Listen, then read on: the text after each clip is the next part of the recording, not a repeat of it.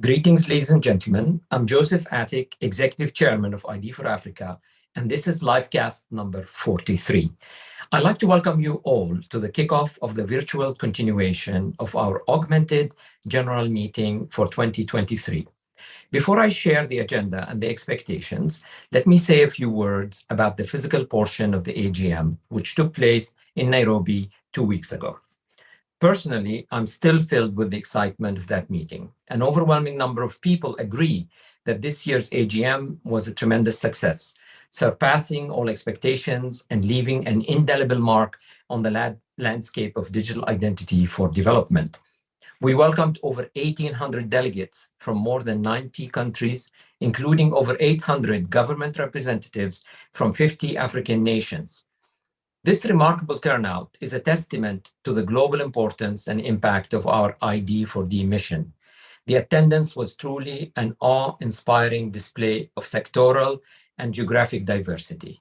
The program was also exceptional. We had the privilege of hosting and engaging with thought leaders and practitioners from around the world who shared their invaluable insights and expertise. The topics discussed were not intellectual meanderings, but were highly orchestrated and deeply connected to the realities of the evolving digital identity landscape as viewed under the public infrastructure lens. Over 3 intense days, we traveled together on a journey of knowledge exchange through numerous thought-provoking and action-oriented panels. But the conversations were not limited to the stage. They reverberated across the entire venue. We truly meant it when we said in the zone, conversations seed collaboration. Furthermore, the AGM was about more than just exchanging ideas. It was about the people that constitute our expanded community. There was emphasis on building alliances and connections. The energy of those interactions was palpable. And this is the magic of physical presence that cannot be replaced in the virtual realm. As we reflect on this monumental gathering, let us commit to harness its momentum and leverage the knowledge gained and the relationships built to drive real-world change. I want to thank everyone who attended for being part of this incredible journey and for their contributions to that intense collective experience. For those who could not be with us, we have missed your presence, and we look forward to having you with us over the livecast and physically at the next AGM. Together, we will shape the future we envision for digital identity for all. As a special treat, I'd like to share with you a short video that attempts to capture the spirit of the AGM.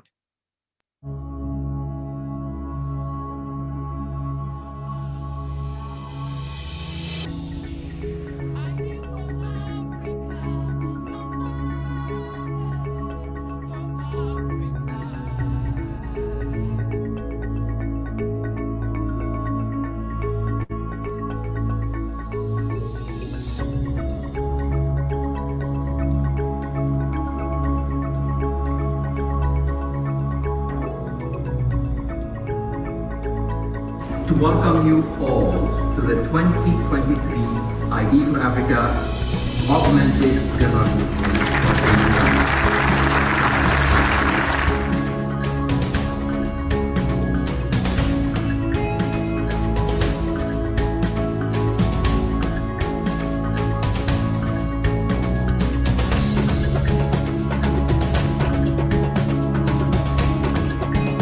On behalf of the government and people of Kenya, I wish to acknowledge the privilege it is for us to host the 7th ID Africa General Meeting.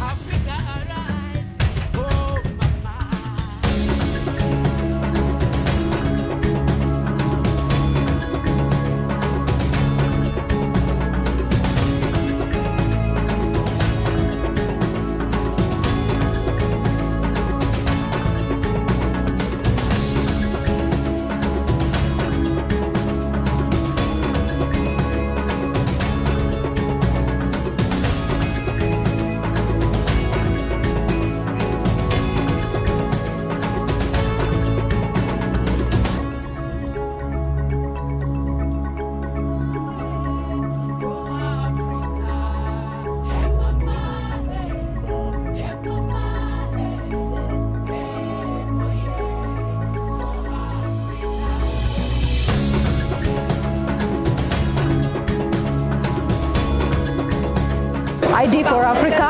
ID4Africa. ID4Africa. ID4Africa. ID4Africa. ID4Africa. ID4Africa. ID4Africa.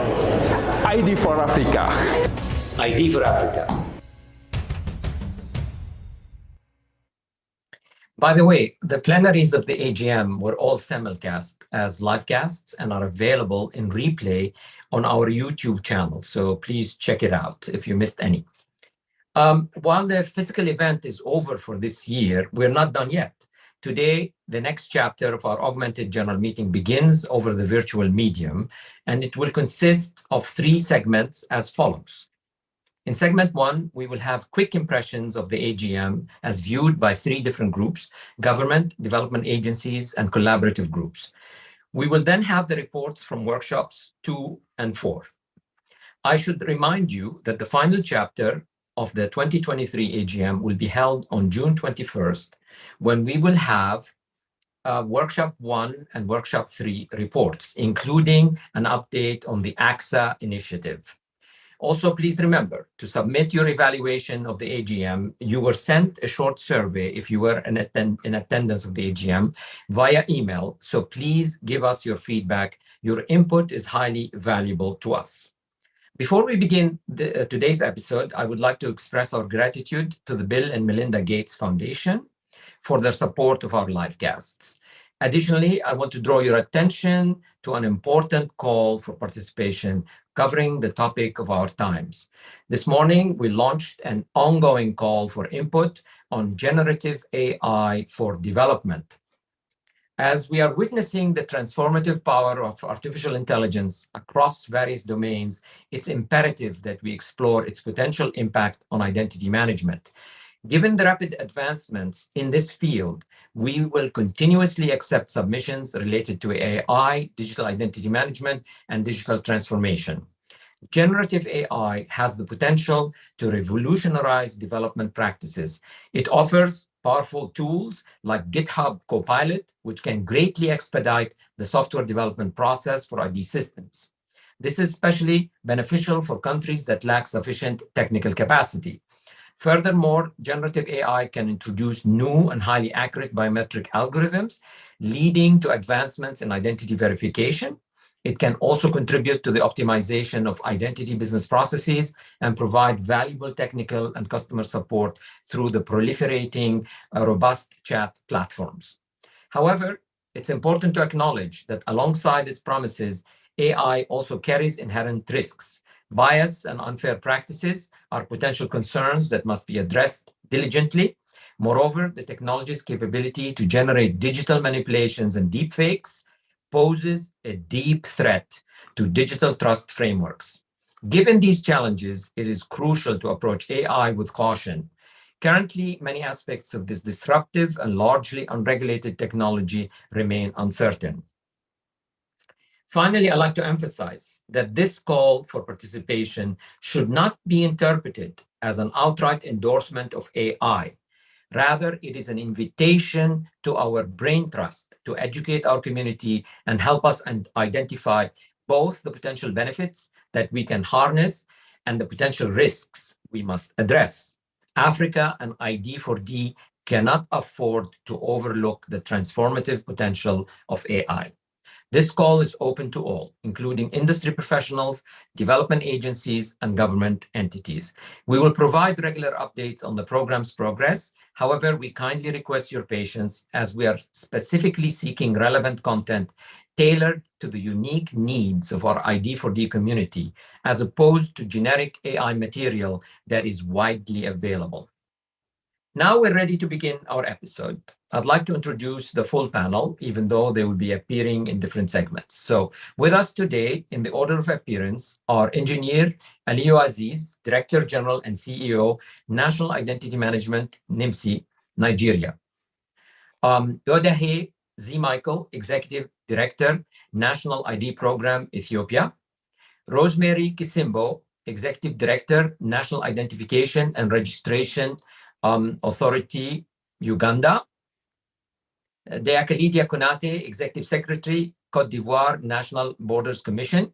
Jonathan Marskill, Senior Program Officer, ID4D, the World Bank, Robert Karanja, Senior Director, Co-Develop, Joan Dubois, Identity Working Group Lead, GovStack, Claudia Schwindemann, CEO of the Austrian State Printing House, OSD, and advisor to IKO, Hadija Ali Dagabana, Director, Legal, Regulatory and Compliance Services Commission, Secretary, NIMSI, Nigeria, Mwaka, Principal Registration Officer, National Registration Bureau, Malawi, Devender Gopal, Permanent Secretary, Prime Minister's Office, Mauritius, Jinabu Ture Kamara, Civil Registration Reform and Modernization Coordinator, Ministry of Territorial Administration and Decentralization, Guinea, Immaculate Kassab, Commissioner, Office of the Data Protection Commissioner, Kenya, Stella Alabites, Director of National Personal Data Protection,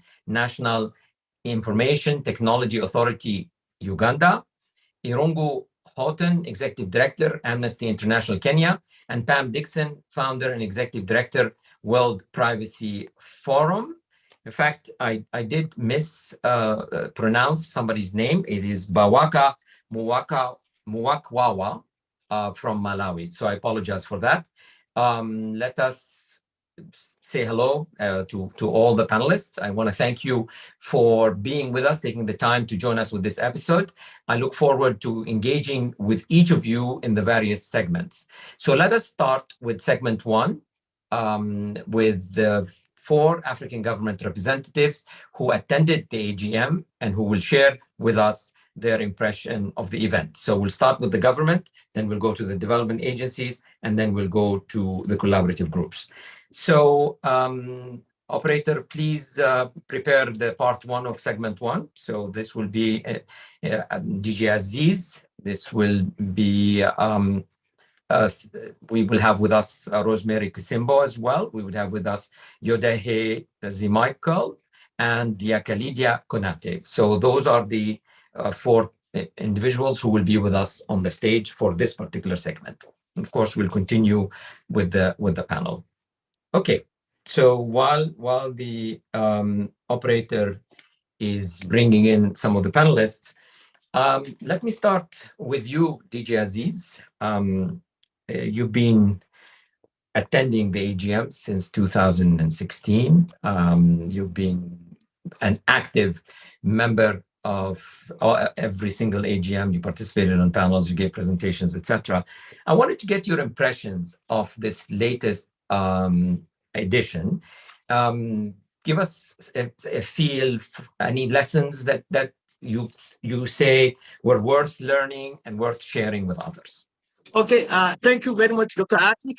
Yeah, we are being blessed with heavy rain in Abuja, so I hardly hear you. So, but it's natural.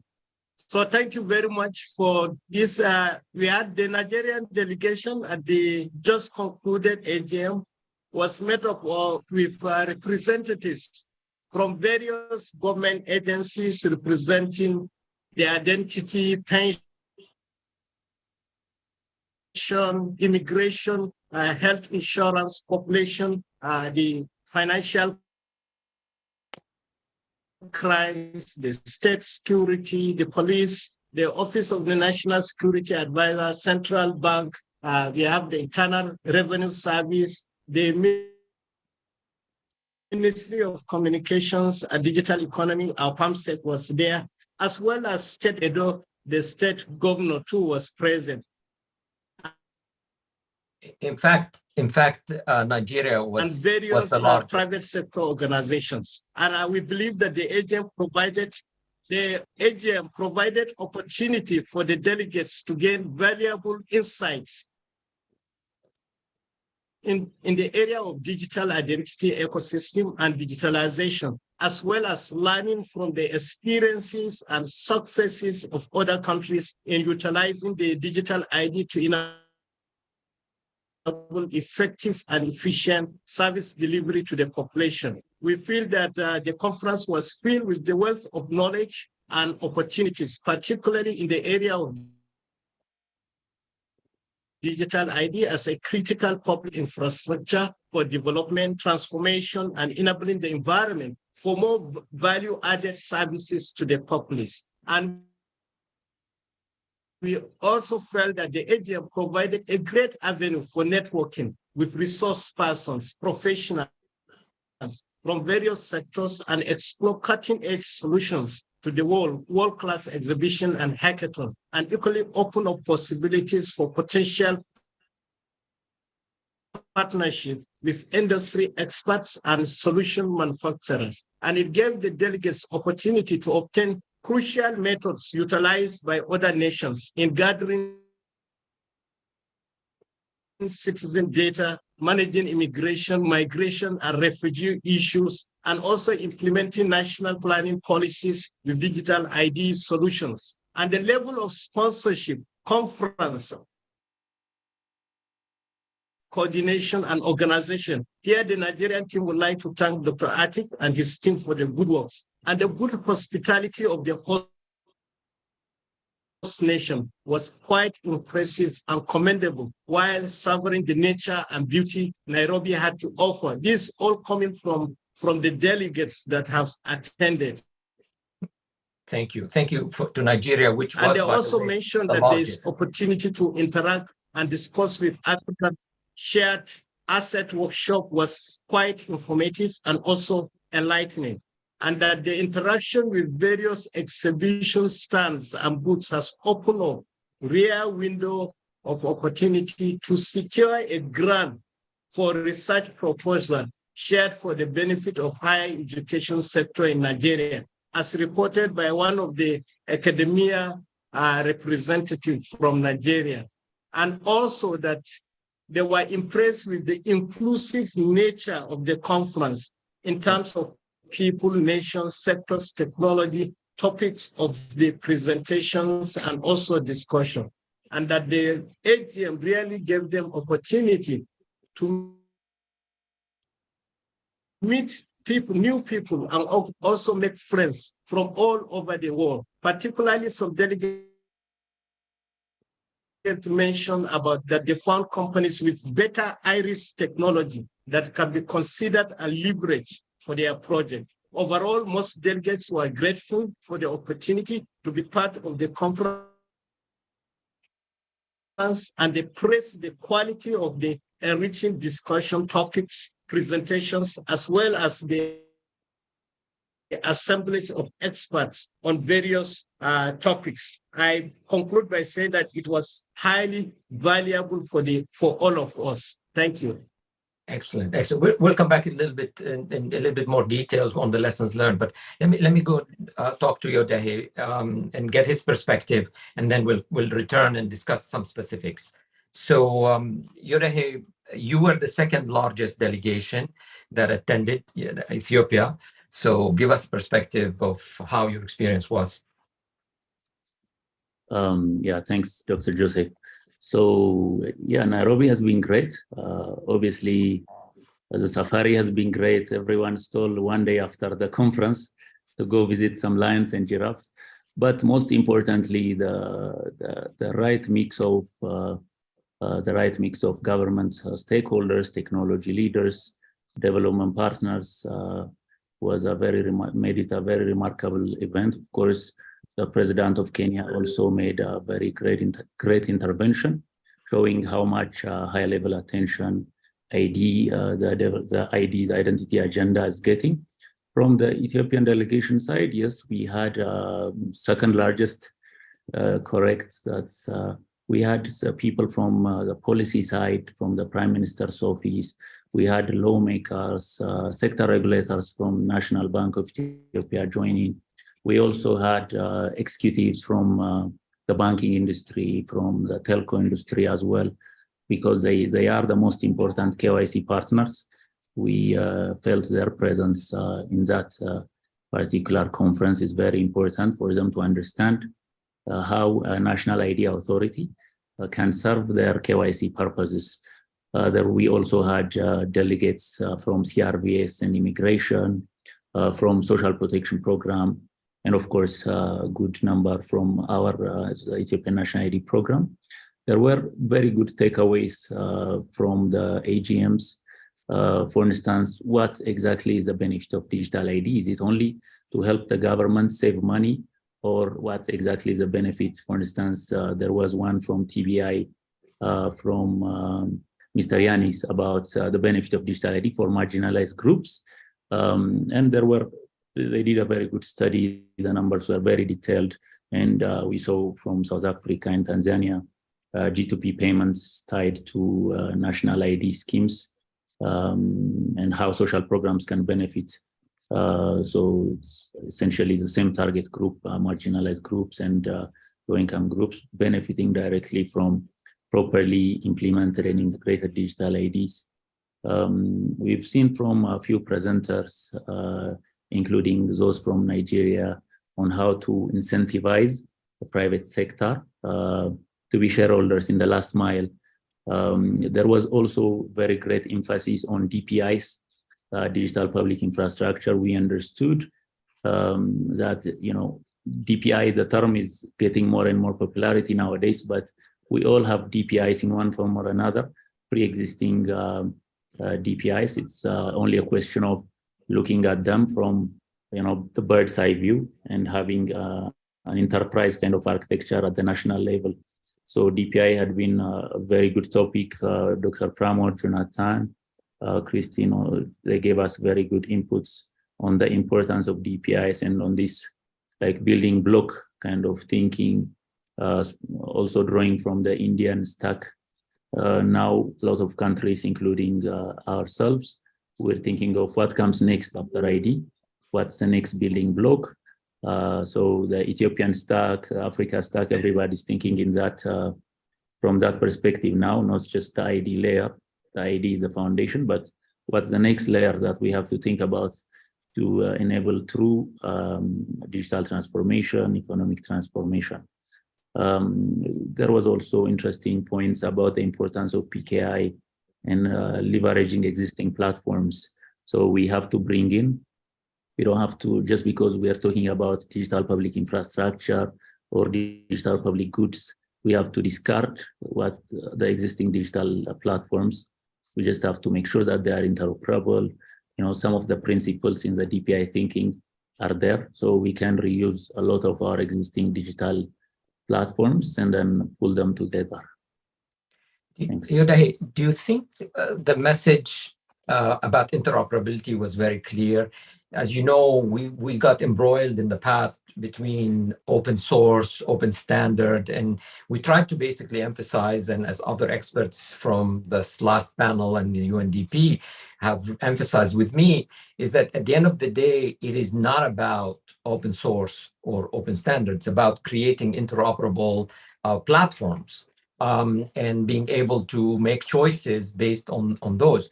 Do you think the event was able to achieve this message? And do you think RFPs are going to come out that will basically say interoperability instead of saying open source or open standard? Do you think we've succeeded in that regard?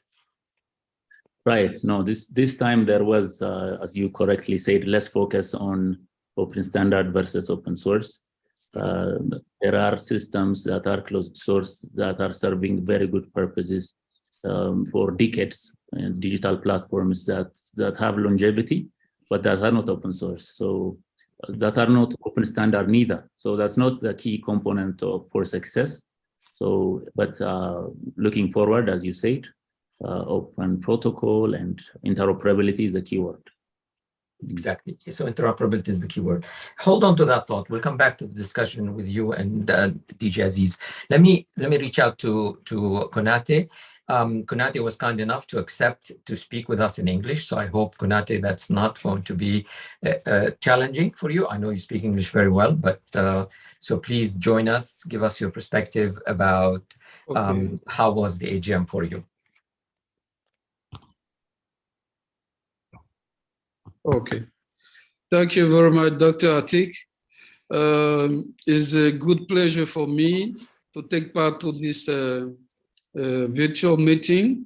I'm sorry because I have a regional meeting in my country, in the north of the country, with Burkina Faso and Mali. So the network is not good in this area.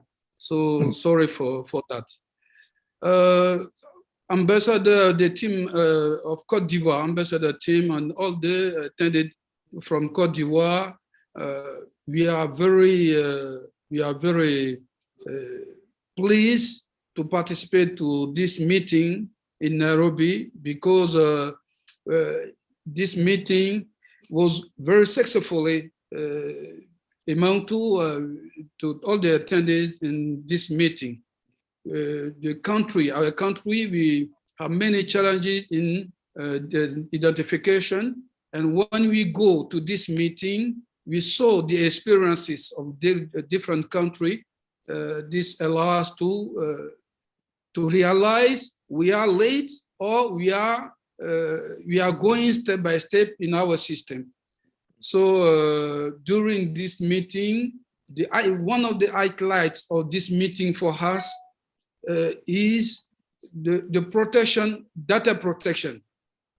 We noticed that we have many platform interoperability, but all the time, during all the meeting, we have discussed about privacy and security of data. That is very important, because we are move ahead. If you move ahead, we have to protect the data. That is very important for us. I would like to greet you for this initiative. Another point, we noticed that a diversity of experience, a diversity of country. So this allows us to discuss with the member from the English country and French country, and also they give this is an opportunity for us to increase our learning of digital identity, digitalization of the identity. That is very important. We noticed that during this meeting, we have different contexts of identification. We have different contexts of identification, and this is the challenge. We notice the challenge of each country. This is a good experience for us, mainly the distribution of credentials. We saw the presentation in relation to the distribution of credentials. We saw that the platform, the interoperability, the improvement of digital identity can allow us to improve the distribution of credentials. This is the very challenge in our country, a very high challenge in our country. And we took part to the workshop, mainly the workshop about civil registration. Honestly, in our country is trying to move ahead in this matters. So we participate to this meeting. We learn a lot of lessons during this meeting. That's the highlight of my point of view during this meeting. Yeah, let's come back to some of the issues. We're supposed to have Rosemary Kisimbo from Uganda with us, but unfortunately we're told that there is a connectivity issues in Uganda as we speak. So we'll continue to try to bring her in. But in the meantime, let's focus a little bit about one of the topics that was very thematic in the first day, which was identity verification. You've seen basically 6 or 7 countries reporting about what different platforms they have used in identity verification. DJ Aziz, do you think the AGM gave the African continent a range of options that are available for performing identity verification platforms? It wasn't just a single option. Even you in your country have outlined many different options. Do you think any country that's looking to do identity verification could basically watch one of these 6 or 7 countries and learn enough to follow suit or to benefit from what was discussed? Are there gaps in identity verification that we did not really cover? I believe that the options have been there, and as I said, in the IT world, if you can see whatever you can see, it can be replicated, because we had a lot of intelligent people around, and also there are many consultants, many people that are in this field, whether they are in diaspora or they are locally here in Africa. So all of it can be done, and it's the commitment that is really needs to happen. And we can see the commitment from the host country. We can see commitment from all the other nations that are represented, from permanent secretaries, governors that came over. So I believe that is something that the lessons for verifications have been presented as art, and it can be replicated. Thank you very much. Okay, so for the audience, you can go back to the episode, which is the live cast on identity verification, which I believe is PS39 or PS40. Yodehe, what do you think you walked away from the AGM with?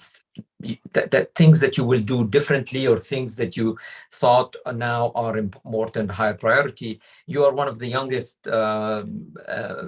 programs in digital identity in Africa, and so what do you think was striking to you and changing the way you thought about things? Correct. We're a very young program, even though we have ambitious plans. Right. So, yeah, one of what we've learned a lot of things, to be honest. This is only my perspective.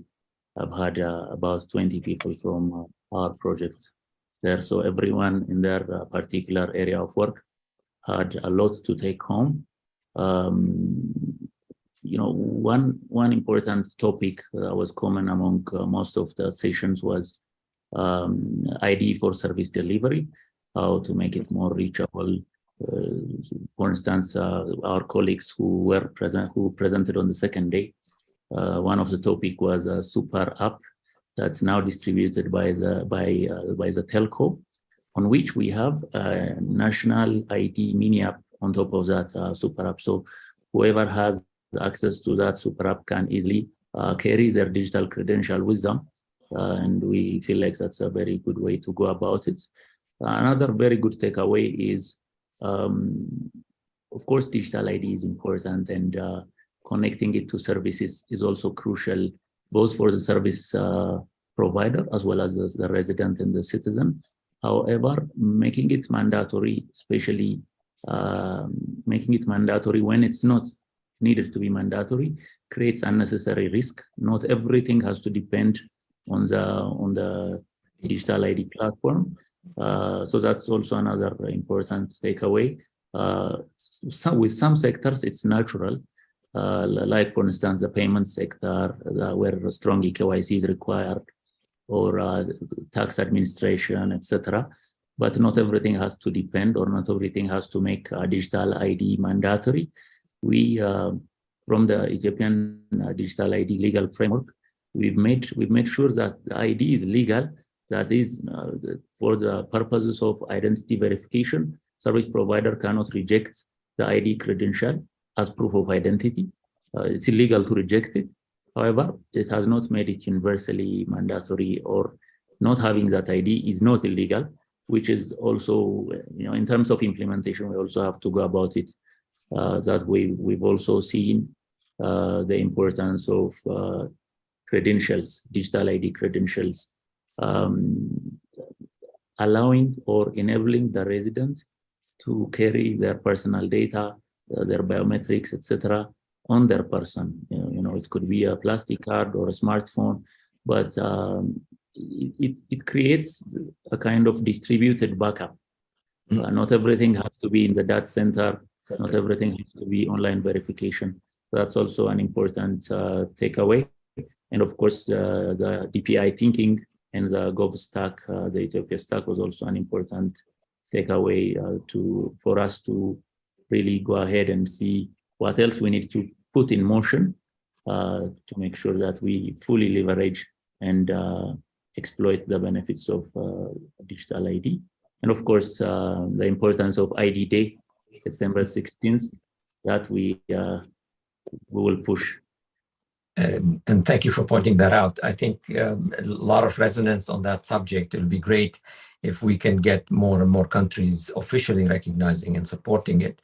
I think I wanna sort of follow up on a point that Konate made, and you and DJ Aziz also made, which is, I thought the AGM showed an incredible diversity of options and choices, that there was not a single formula that you can follow. Every country has its own context and its own requirements, and there was a catalog of choices that you could really choose from. In my opinion, that catalog of choice that we've covered at the AGM sort of should give you enough options for any particular context that we can envision in the development context. What I want to talk to Khalidia about, because you raised the issue of privacy and data security, a topic that we covered in the workshop, and we'll hear about it later today, but also it was sort of almost like good hygiene in every single one of the presentations.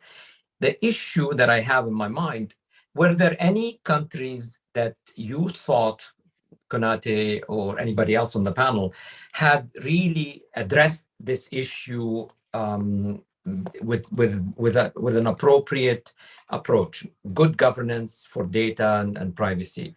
Because I think this is still a challenge for Africa. In many cases, you don't have legal frameworks.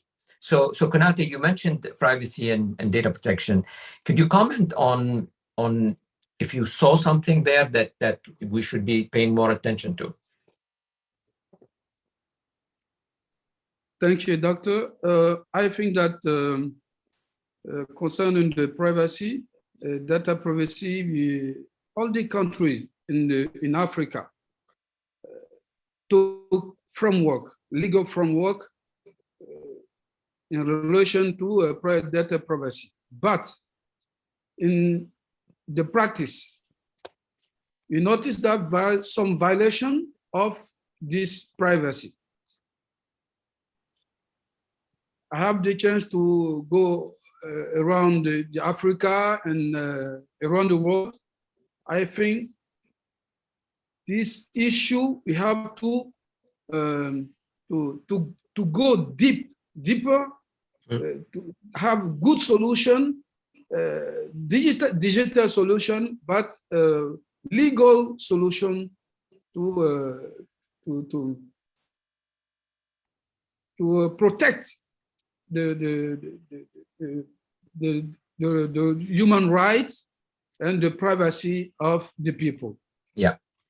I think we have some work to be done in this area. I think there was a lot of mention of it, but I think we have to be more actionable, and we have to focus on governance, data governance and privacy, which is something that you noted as an important issue.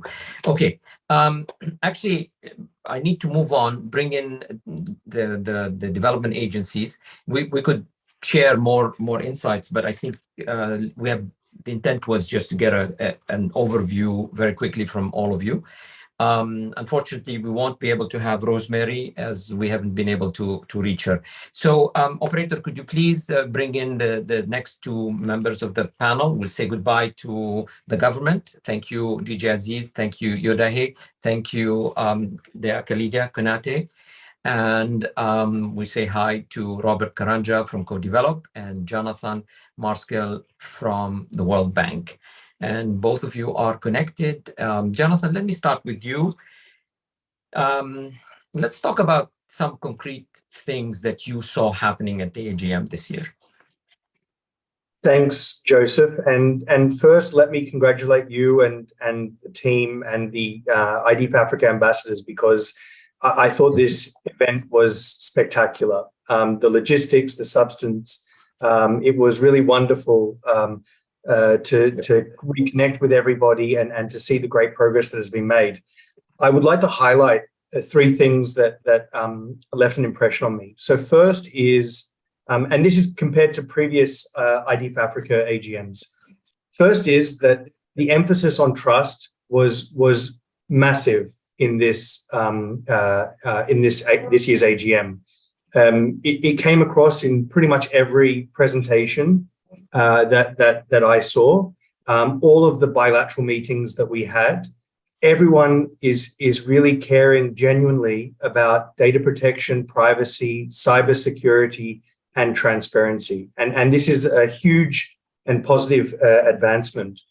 For example, I understand this issue of privacy literacy came up quite a bit in the workshop, and I'm sure this will come up in a later segment of this webinar. Is how to equip people with the ability to understand their rights and their entitlements, and with the skills to navigate the different kinds of risks that they will encounter in the digital world. Likewise, we saw a lot of privacy by design innovations. Some of the stuff that Nigeria presented, for example, with the app and tokenization of the national ID number. Likewise, what Ethiopia is doing in terms of hiding the permanent ID number on the physical ID card. These are fantastic and very practical ways to protect people's privacy. The second thing is, I really took from this that a lot of these solutions are homegrown.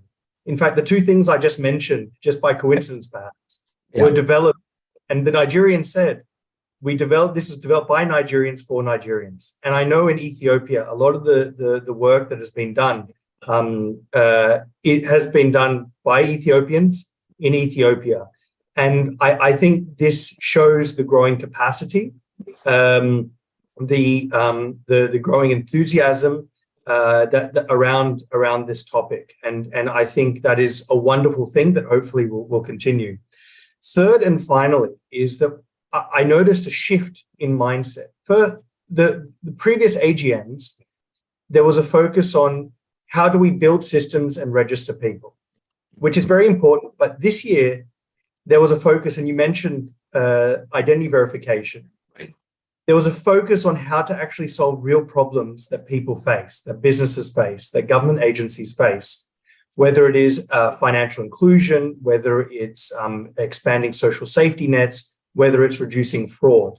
And with that anchor and focus on use cases, that really makes the design of these systems and the registration campaigns much more meaningful. And again, I think ID4Africa can take a lot of credit for that in terms of how the agenda is formed, in terms of the live casts. It's very exciting, and we're very privileged to be part of this. And of course, we appreciate in a deep way the partnership with the ID4D World Bank, because you provide a lot of the technical support as well as preparing the countries to build their capacity, whether it's in governance, whether it is in financial support, etc. I think the role that you have been playing has been very instrumental in allowing countries to start realizing their visions. So I hope this will continue to be a very fruitful partnership. I'll come back to you in a second. I want to hear Robert, from the perspective of a newly formed development organization that's operating in the African continent. Robert, how was the event for you? What were some of the key highlights and lessons for you? Thank you, Joseph, and congratulations to you and your team on putting together such a successful and well-attended event. I think it was phenomenal. For me, I've had several years association with ID4Africa, but this is my first in-person AGM. And what really struck me was the fact that, you have decision makers, thought leaders that are coming not only from various parts of the globe, but also various African countries. And there was a willingness among decision makers in the ID space and others to actually share information and network among each other. And I think one of the big takeaways really for me was seeing a scenario in which Africans are not only sharing information among one another, but also learning from one another. And I think that's a huge, huge plus. And that was really visible and present in this physical AGM. And then, seeing 1,000 plus individuals in one space, that's huge, really, because I don't think it's very often that you'll find such a dedicated, focused group that's working on the same topic and on an area that is so critical to the development of this continent, right? And again, you do have decision makers, you do have leaders, so people who are really involved in the day-to-day management of ID systems in their countries, and I think that was phenomenal.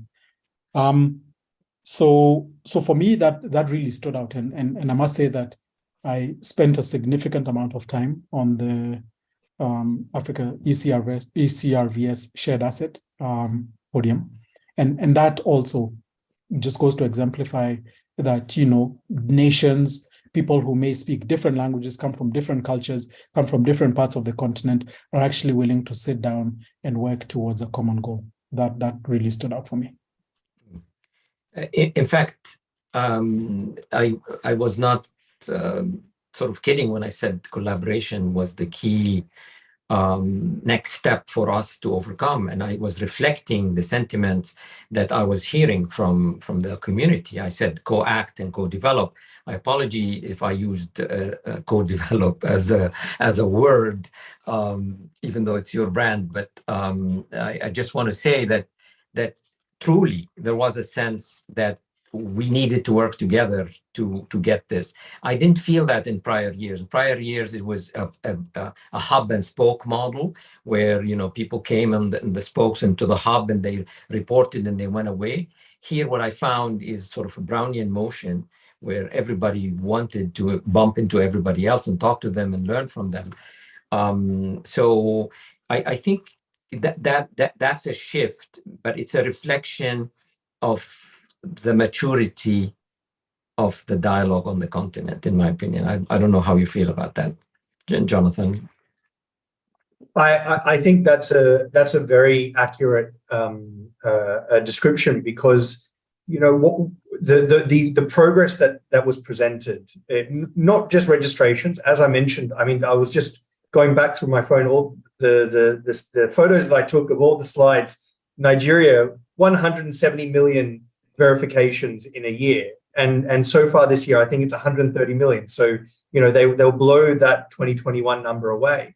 And with all this progress comes experience, and what Robert was saying is very crucial. It's not just about information sharing, but I saw it in between the sessions that countries going up to ask the speaker, asking specific questions, and this is going to have a genuine impact across the whole continent. And to be honest with you as well, we had a few other countries there from outside of Africa, like Indonesia, Pakistan, India, and I spoke to them and they also learned a lot. And this is really special. Yeah, I think it's a testament to that. One question I have for both of you, maybe we'll start with Robert. You may have noticed that the political will or the attention of the high leaderships of Africa, the high-level political leadership, is now spotlighting their attention on digital identity. What do you think is driving that? I mean, when a president comes and gives 40-minute a meaningful speech at a forum like this, and that's only what you saw on the surface. We've had many ministers, we've had sidebar conversations, we've had about 26 to 28 principal secretaries and deputy ministers that were there. What do you think is driving all of a sudden this awakening at the highest political levels in Africa? Joseph, from my perspective and from where I sit, I think there really is a sense of urgency at the political level to roll out platforms or systems that will aid in helping governments make informed decisions. Right? It will be very difficult to make an informed decision if one has little knowledge or background on who exists within their borders, what do the demographics look like, what are the needs, what are the areas that may need urgent attention. So that urgency, I definitely can sense it in many countries across the continent. And so, not only are countries learning from one another, but there are other countries that may not even have directly registered for ID4Africa. And I met them outside ID4Africa, meaning that they were coming to pick up on ideas and thoughts that they could then take back to their governments to meet that sense of urgency. So I definitely feel, when a political party or a government comes into power, within the first year, you have promises, you do have deliverables that you need to meet, and I think ID really provides a platform through which governments can make some credible gains towards meeting those promises. Yes. Jonathan, do you see that urgency reflected in the need to interventions from the bank? Are they coming more to you and saying, we are urgently in need for either technical assistance or assistance, financial, etc., to try to launch these identity and digital transformation platforms? Absolutely, Joseph. And I think, though, I want to emphasize that the growing interest that we see is not just for identity systems, but genuinely digital public infrastructure. And that is more than just a buzzword. It's a reimagining of how these platforms, whether it's identity, payments, or data exchange, are designed and being used. And where this is coming from, and I agree with Robert that there is an urgency, we see this coming from two angles. First is the experience of COVID-19. It's undoubtable that the countries that had elements of DPI in place, they were better able to keep government services running, hospitals running, schools running, to roll out cash transfers much more easily, much faster, much more transparently. In fact, our research shows that of 85 countries, developing countries, those that had elements of good DPI in place were able to reach 3 times more beneficiaries. The second aspect, the second source of urgency, is this growing desire for developing the digital economy as a core part of national and regional and the continental economy. As the population of youth in Africa grows, as connectivity improves, as smartphone adoption grows, there is more demand to do things online, to do things digitally. And that's where you really need, once you have the connectivity, once you have the digital literacy and inclusion, you need the DPI to enable the public and private sectors to build for the digital economy. That's quite right on, Jonathan. I think we are witnessing a shift in the demand equation, and so the supply is catching up, needs to get there. I've also noticed, and maybe both of you could comment on this, I've also and we have the data to back it up, but I wanted to see if you had felt it in the presence. I also noticed that the role of the stakeholders, for example, in the past used to be identity authorities and civil registration. Now you see the ICT folks are really at the table, coming in. And what I loved was not the rice ball fight where people were fighting, no, this is my territory, that's my territory. You've seen them on the stage. We've had the cabinet secretary Awalo, and we had the principal secretary, one from the interior and one from ICT, and they were basically saying, we work together. Are you seeing that also across other countries? So yes, and in fact, if you think about the countries that you had in your first panel that are making great progress, all of them had delegations that came from all the different agencies, and this whole of government approach is so essential to making progress on this agenda. But to enable that, though, having the head of state or the head of government involved is key, right? You had, I think this is the first time a president has spoken at ID4Africa, if I'm not mistaken. Yeah. I mean, that's a huge signal. And we know that heads of state, heads of government across several countries are showing great interest in this agenda, both at the national level, but also at the continental level. Let me ask both of you, Robert, if you want to comment on this, and then my last and final question would be, where do we go from here? So, Robert, if you want to talk about any observations related to the collaboration between the different sectors. Sure. I think there's a bigger focus in terms of different ministries and departments in government working together in a symbiotic kind of relationship. I think the silo approach does not have any benefits. It's, if one ministry has taken the lead and the others fall back, then there'll be a struggle. So that whole idea of MDAs integrating people speaking to one another and getting out of the silo mode, I think is a huge focus. And we can see that across several governments. I think Kenya was a good example. I've seen it in Ethiopia. I've seen it in Zambia. And so it's definitely a directional move for many governments to have better, closer working relationships for progress to be made, right? Yeah. In fact, I will reveal a small thing. We had ran a pilot behind the scenes, and we said, who else needs to be educated, informed, and whatever? And it was the members of parliament. And so this year we brought in 6 or 7 members of parliament, and then we debriefed with them. And they said this was an eye-opener for them, because it was theoretical thinking about, oh, we get these appropriations asking for money, and why do you need this? Why do you need that? And based on the success of this small pilot, we're thinking that in order to assist an end-to-end holistic approach in a country, we also need to involve legislators in these matters, not just technical, operational, and policy people, but also the people who actually pass appropriations, pass laws, and things like that. So just hold on to that thought, because that's a direction that we'd like to explore next year. So my last question to both of you, where do we go from here? Robert, do you want to go first? Sure. Dr. Atik, I'll be a bit biased in answering that question, but one of the things that I think we probably need to bring a bit more to the conversation is the issue of energy. I'm torn between, we have this big push towards digital public infrastructure. We're supporting digital public goods, and specific to Africa, in a continent that's fairly deficient in terms of energy.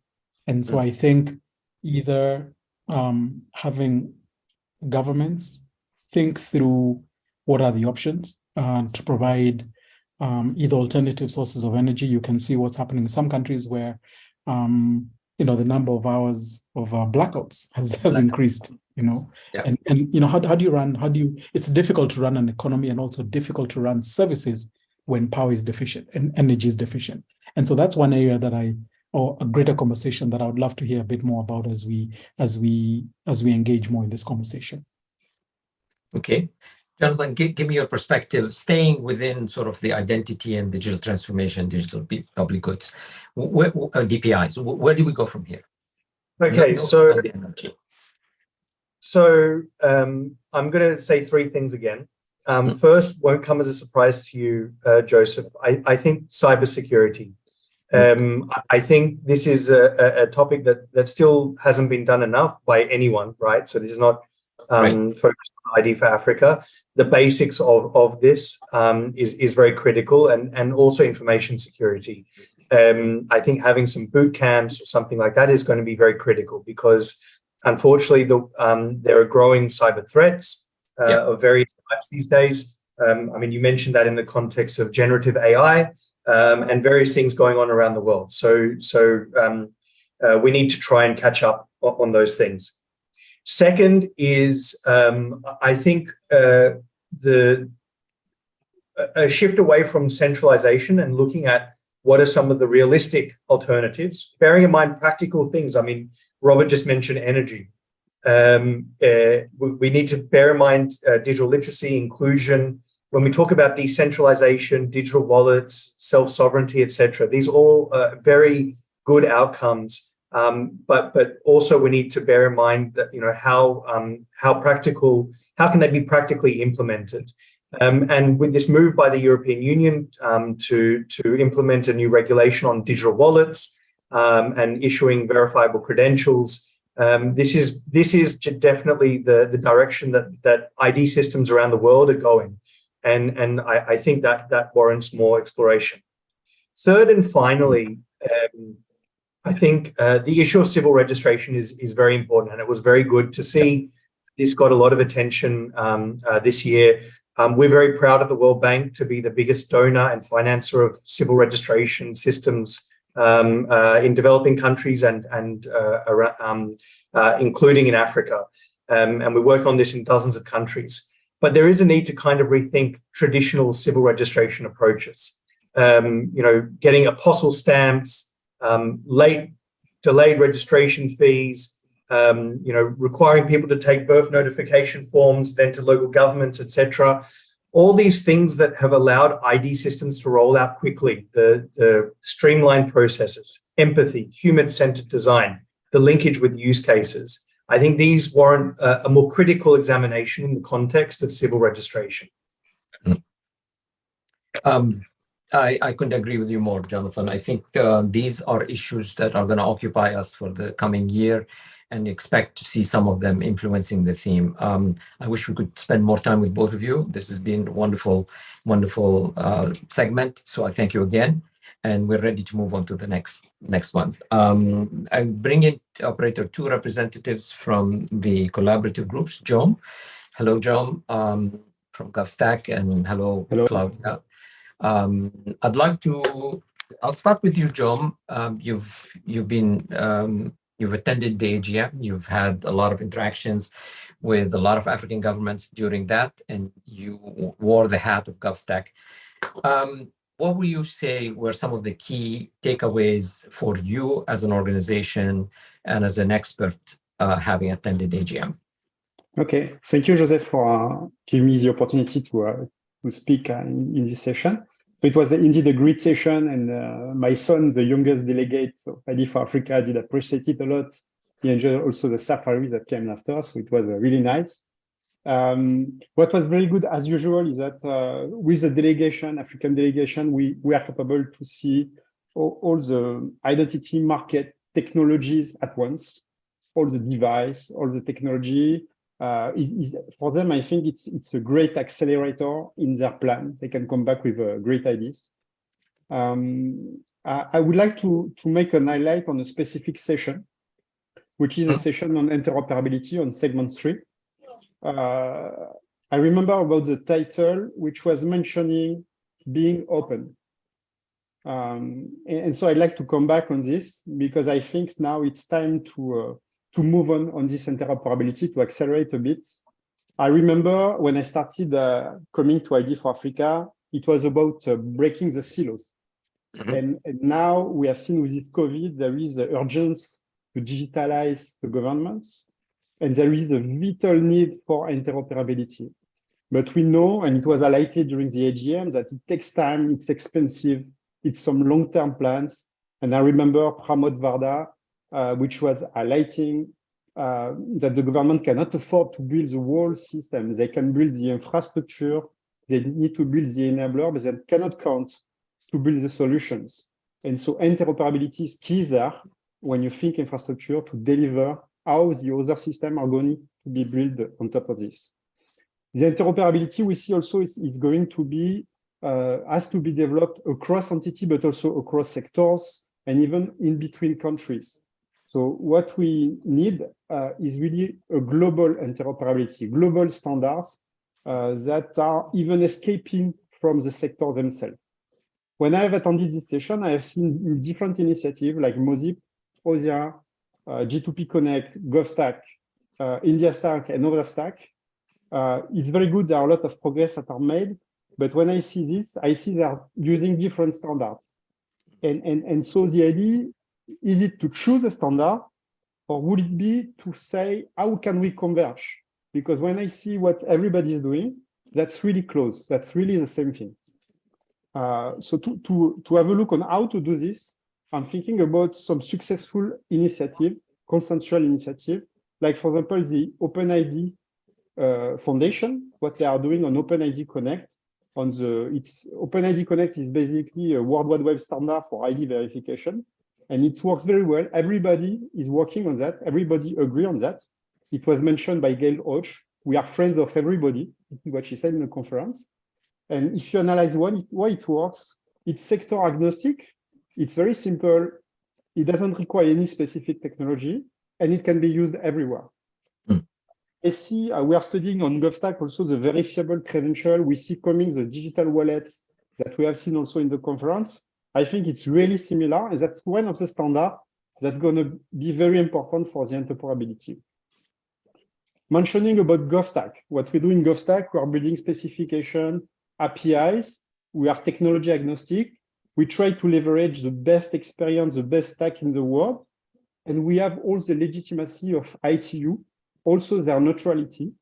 So we are a very good host for having this global interoperability released outside. Okay, so as a conclusion, if we want to move forward in interoperability, we need to have this convergence.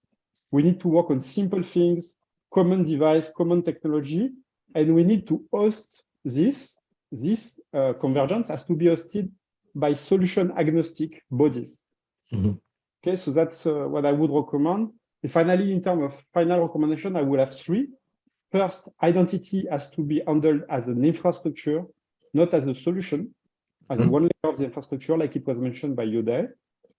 Global interoperability will come for good listener, not good leader. So not pushing for something, but trying to listen the others and converge on something. Being open. I think that was the message that you wanted to pass. And that was a bit missed, I think, by the contributors. And trying maybe to move on this global standard to solution agnostic body. So try to have an external moderator.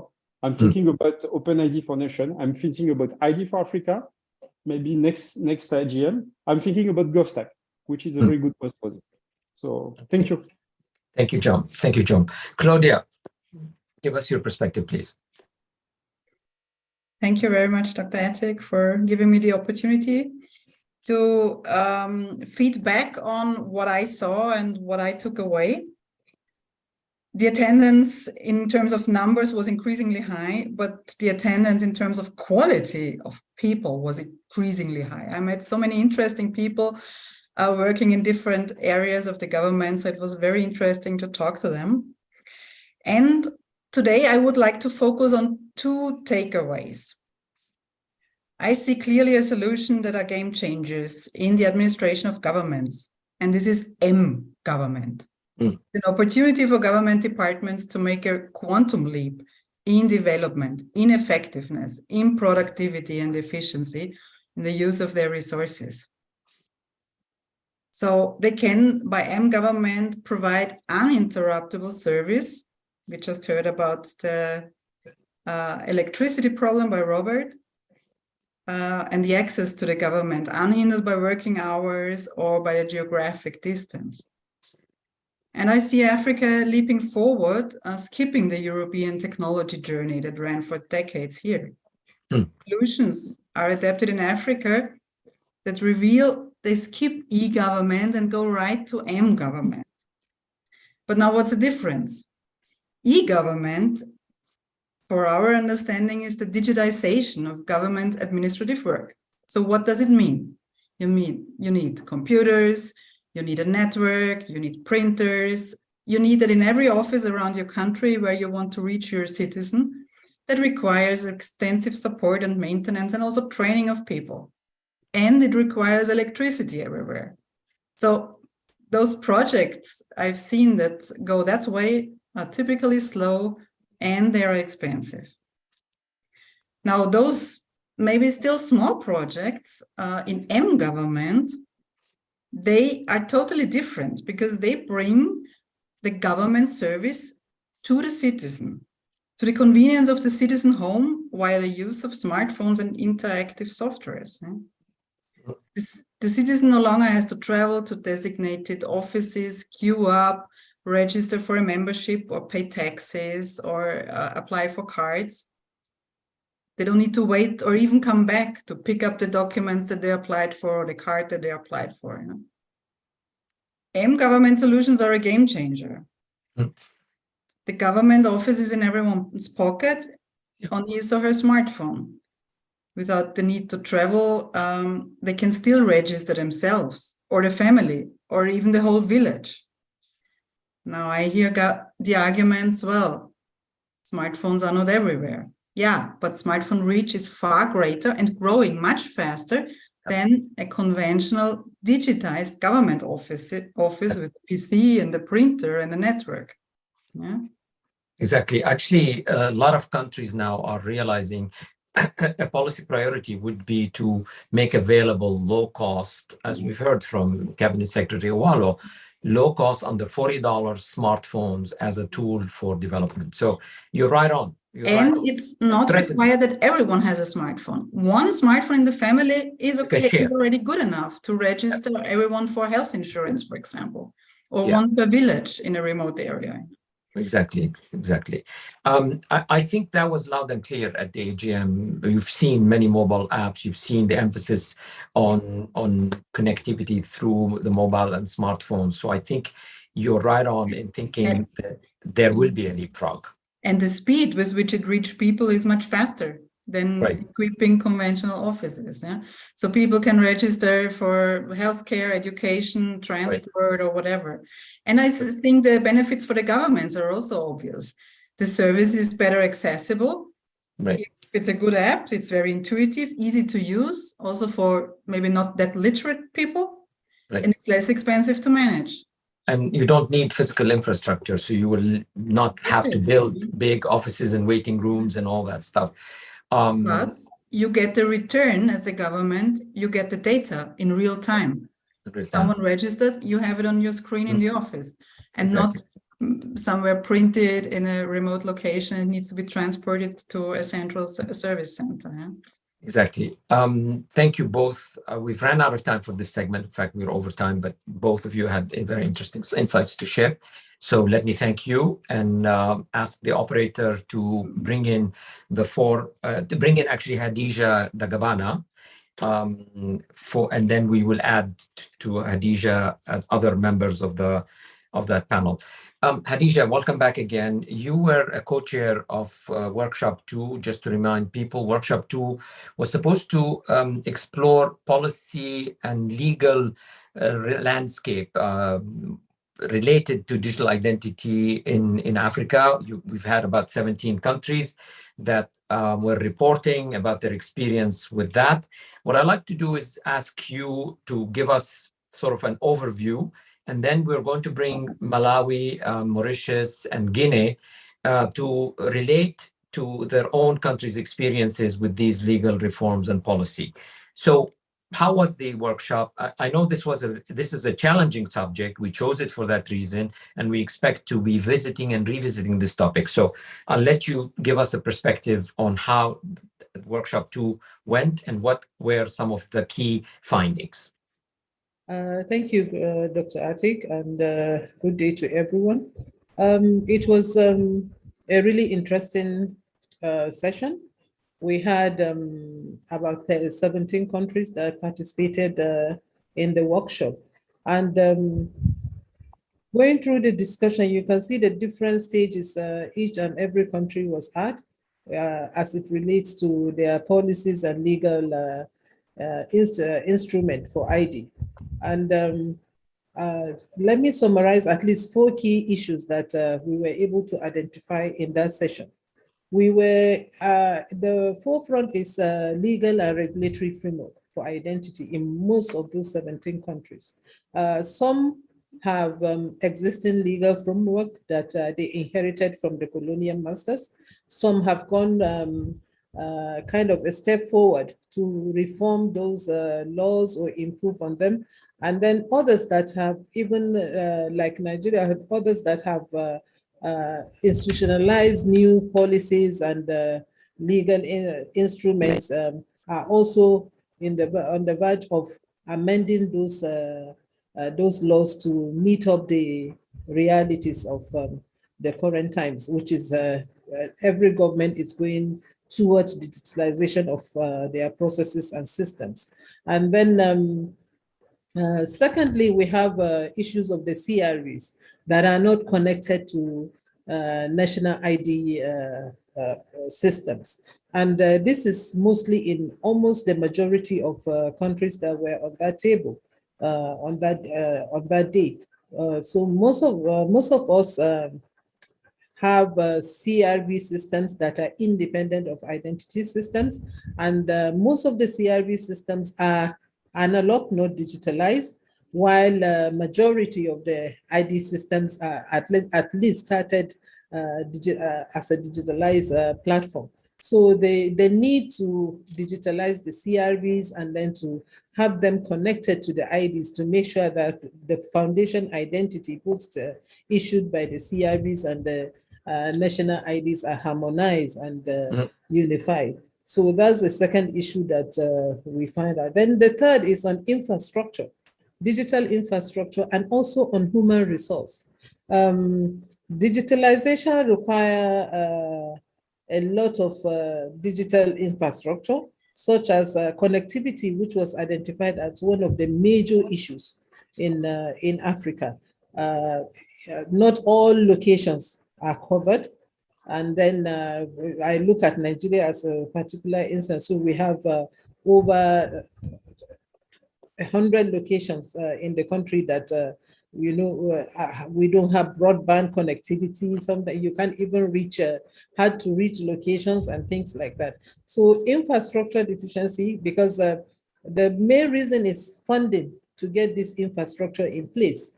And that's the fourth issue, that because funding cut across all the different aspects, they're getting the CRVs digitalized and interconnected with the ID systems, and then getting the infrastructure in place, because these are heavily dependent on Forex to acquire those infrastructures, from across Europe and Americas. And then also the human resource capacity, to make sure that we have adequate number of human resources that can manage those digital infrastructures that we have. So some government have already put some mechanism in place to retain and to hire skills within the country, while some others are still trying to find ways on how to address those issues. So do you see, for example, policy becoming informed by the need to establish infrastructure for digital identity and digital transformation, as well as appropriations and government policy regarding the funding of identity systems? Because the session was supposed to be focused on policy and legal reform.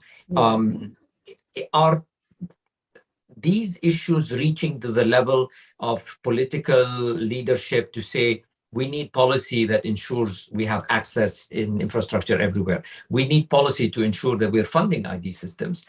What is the policy dimension of this discussion?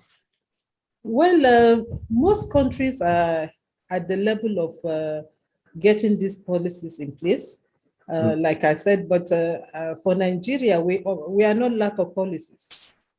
We are not lack of policies to ensure that there's a good platform for digitalization of the Nigerian economy. There's no doubt about that.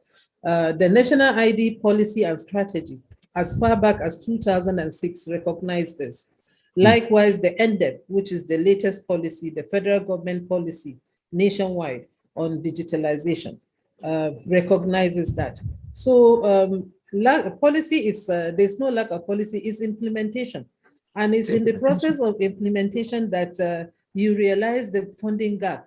All agencies, other than ID agencies, rely on a single source of income to actualize or to implement their respective mandates. So it's a competition. There's a single pool, it's a competition. So what do we do for ID agencies or ID projects to make sure that we have sustainable funding, to make sure that we implement the mandates that we're there to actualize? But Hadisha, do you think that the government does not buy into the return on investment of ID systems, because at the end of the day, if we believe what the Indian government has been putting out, they invested $1.5 billion and they saved over 10 years, they saved $28 billion.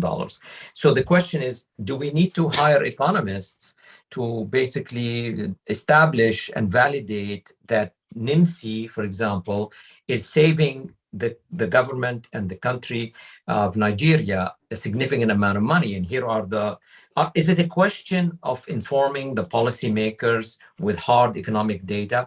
And it could be just something that we did not pay attention to. Is that something that we need to be doing? Yes, I think we have to do that. But one thing you have to realize is national ID is implementation is highly technical, you know, and then compared to other sectors, like let me give an example, like works, where they construct rules. These are physical things that the citizens or the policymakers sees. And you know, when you are in political environment, you know, you need to, it's not only the policymakers that we need to enlighten. We need to enlighten the citizenry to know that even though they cannot see in actual sense the technologies, or they cannot feel the importance immediately, but it's a long time investment that the government has to do. You know, so that is, I think that's the reason why funding is kind of, you have to argue and argue and argue to get the funding for a project like in an identity sector, as again, the real sector whereby the immediate dividend is seen, progress, at least they can evaluate construction going on and the things like that. But identity, people need to realize the importance of identity, and to realize that identity is the nucleus of the whole economy. Because when you don't have a good identity system, you know, the wastages, maybe you don't even need to have a road in a particular location, because you don't have the number of people, or you don't have the number of farms or economic activity going out there. So government should be able to make informed decisions when they have that data. So it's there's a need for really the government to be aware of the importance of identity to the whole economy. Okay, so basically, policy needs to be built on actual data and be informed policy related to the impact of identity. I mean, in reality, there is always a lag, because you bootstrap, you put a system together, people are skeptical, but then they start using it a little bit, and then they get hooked on it, they start using it more and more. And I'm seeing some things happening like that. Would you say you're getting to that point in Nigeria? I mean, I see. Oh yes, we are getting to that point in Nigeria, because look at the mobile app that we have. You know, getting identity in the control of identity in the hands of the citizenry, you know, and also the offline verification that you do with the revised name slip that has a code on it and things like that. So the awareness is increasing, I can see. Exactly. Okay, let's take a pause here and bring the others who were participants in the panel with you. While the operator brings these three countries, I wanted to congratulate you, which we did at the AGM, for the fact that you've crossed 100 million people with the NIN. So thank you very much for that. That's you. a major achievement. I remember in 2016 when we started talking, it was like 7 million. So you went through a major growth. Growth, yeah.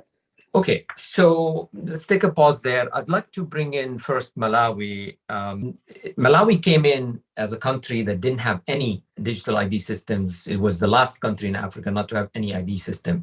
And you went in and you did actually do something in a case study manner. Systematically, you basically created the steps that informed the policies. So walk us through some of the steps that Malawi had to do to inform the policies that led and supported a successful ID program. Thank you very much, Dr. Atik. and the ID4Africa. Hopefully you're able to hear me. Yes, we can hear you. Thank you very much. For Malawi, for us to actually move that journey for establishing the identity for the country, it was really on a more like on case study basis. What happened is in the run-up to 2014 elections, before that, I think Malawi realized that it spent a lot of money, it has been spending a lot of money in terms of registration for the voters in the past elections. Yeah, for the elections. So a decision was made, having had our registration that was still in a blue form by being enacted in 2010, but not yet operationalized, because it was operationalized in 2015. So that act, the National Registration Act, had in it that our department, the National Registration Bureau, is mandated to register people in the country.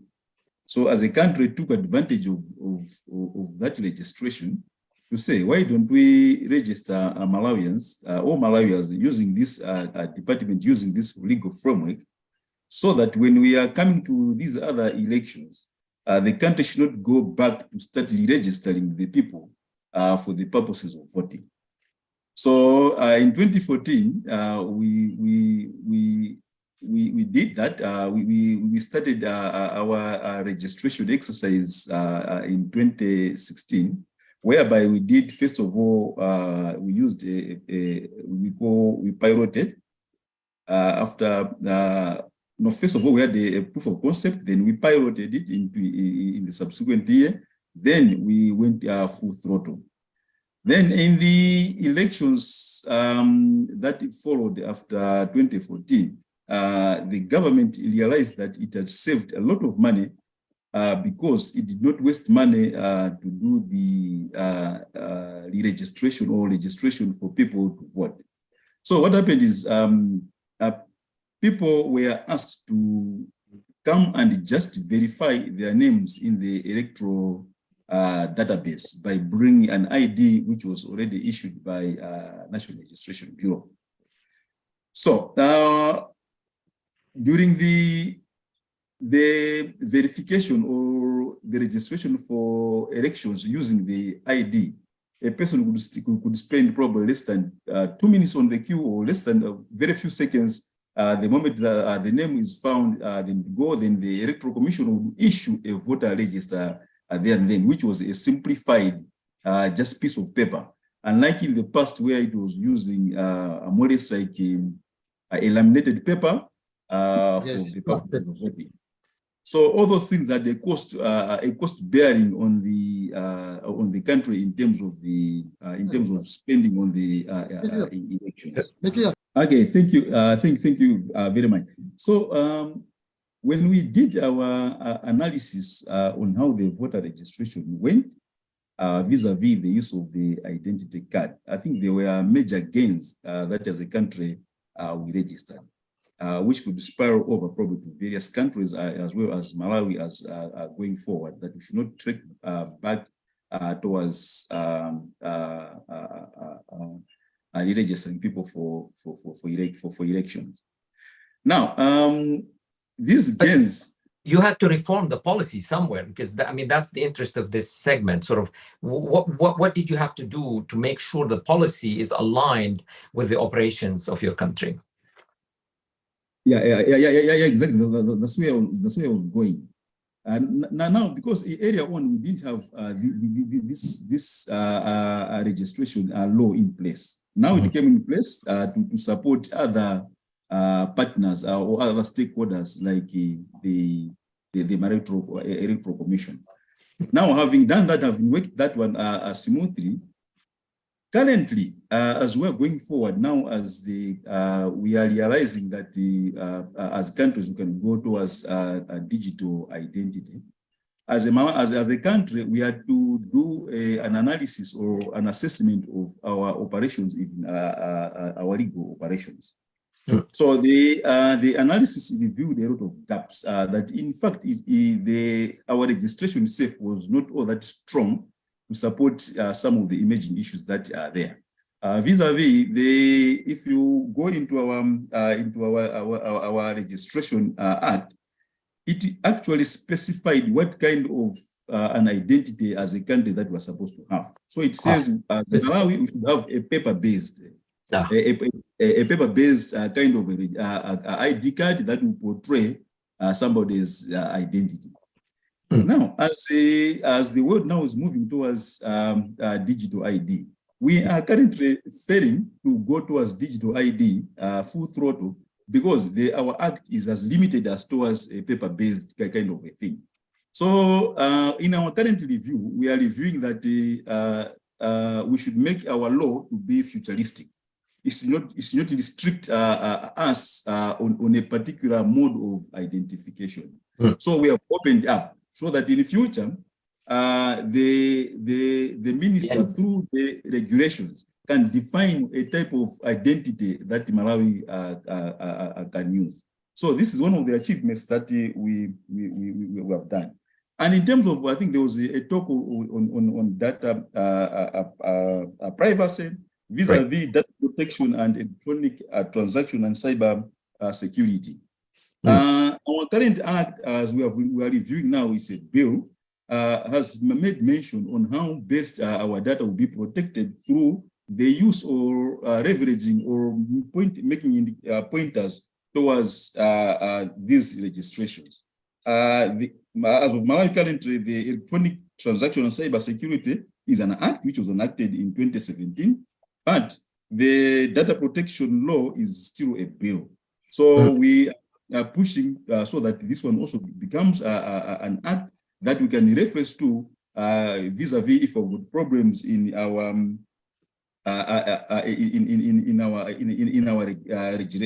registration, more especially the national registration. Yeah, Mawaka, what's driving the adoption of the data protection and privacy in Malawi? What's driving that? Who's pushing for that? Is it the civil society? Are you being proactive? I mean, what's driving it? Yeah, well, the civil society is having a bigger hand in pushing for data protection. Also, us as a government, because for us as National Registration Bureau, we have got a stake as well. So in our legal review, we have also made that push to say if this one could be enacted. If it is enacted, they need to help our operations, because our bill, which will turn into a law, will have a reference on the data protection law. So if the data protection law is not enacted, it means we have challenges in terms of operationalizing it properly. The other driver for our legal reform is the Vision 2023, which is the blueprint for a government agenda, which leverages on the national identity or national identification as a way of making sure that we get industrialized by making sure that the SMEs, the small and medium enterprises, have access to affordable incomes or affordable loans or there, but which will propel them from where they are to help industrialize the country. So these are some of the drivers that are pushing us to review or review our act. Where are you in that process? Have you completed the entire gap analysis and you know where you stand, and how long did that take? Yeah, we have done all the analysis. Currently, we have actually we have in place now a bill which awaits further. I think there will be 2 other consultation meetings that we'll do with stakeholders, which will then be pushed to, after that, it will be pushed to the minister, who will present it to the cabinet. Then after that, then the bill will go into parliament. So on the preliminary gap analysis, as I said, there are 2 modes in which we did the gap analysis. First of all, with the assessment, which I talked about, which reviewed our gaps. And then there was a stakeholder analysis that was championed by us through a consultant who was helping us to champion that. Then the bill has been drafted and areas of concern have been addressed through sessions and plenary sessions and stakeholder consultation. So currently, I'd comfortably say we have got a bill which ways to be have final consultation with stakeholders, then push to the minister push to the cabinet then pushes it to the parliament. Okay. So it's gonna perhaps take another maybe 12 to 18 months before it gets to an actual law that governs the identity ecosystem. Is that fair? Yeah, that probably optimistic. 8 months would be too long, but we're pushing because for us to come up with to level where we are, it has just taken us 6 months.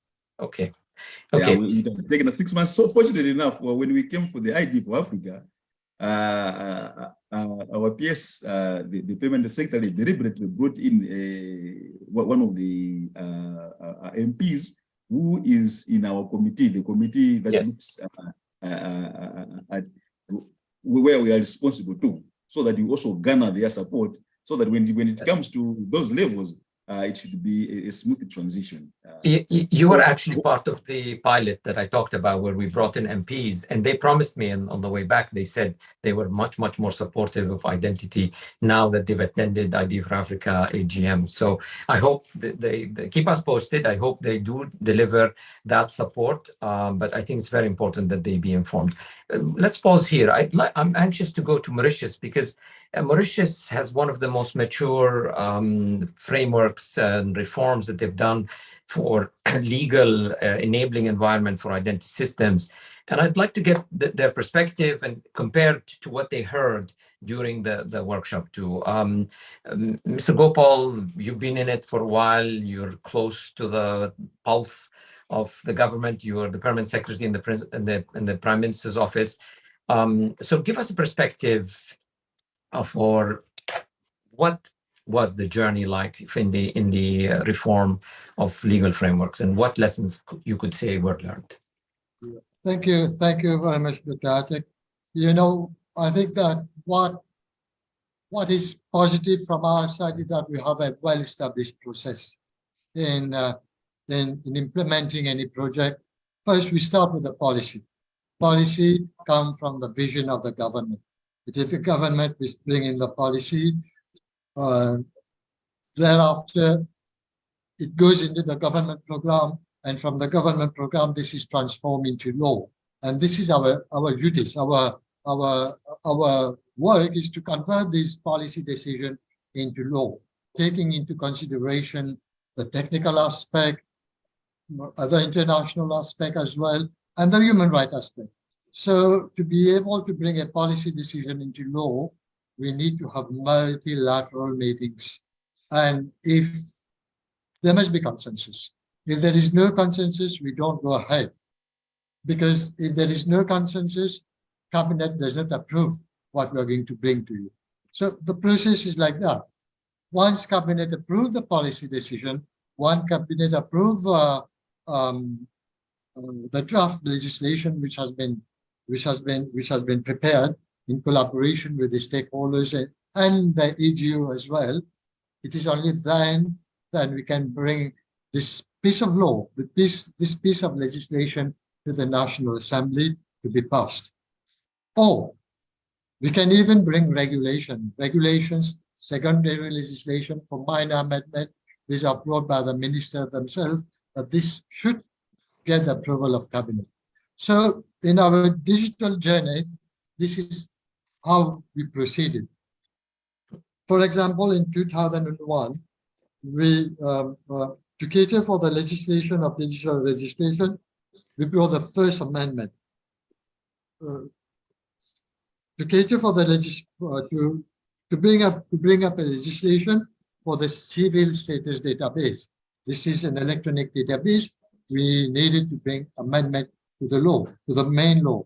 Some of the amendment are brought by, as I told you, by legislation, amendment to the Act itself, and this should go to the National Assembly. Another minor amendment of law in by regulation, which is quicker and which is facilitate everyone's life. But no amendment can be brought by regulation. Substantive amendment or brought by law. I'm talking to you from a legal perspective, but before bringing this amendment, we need to have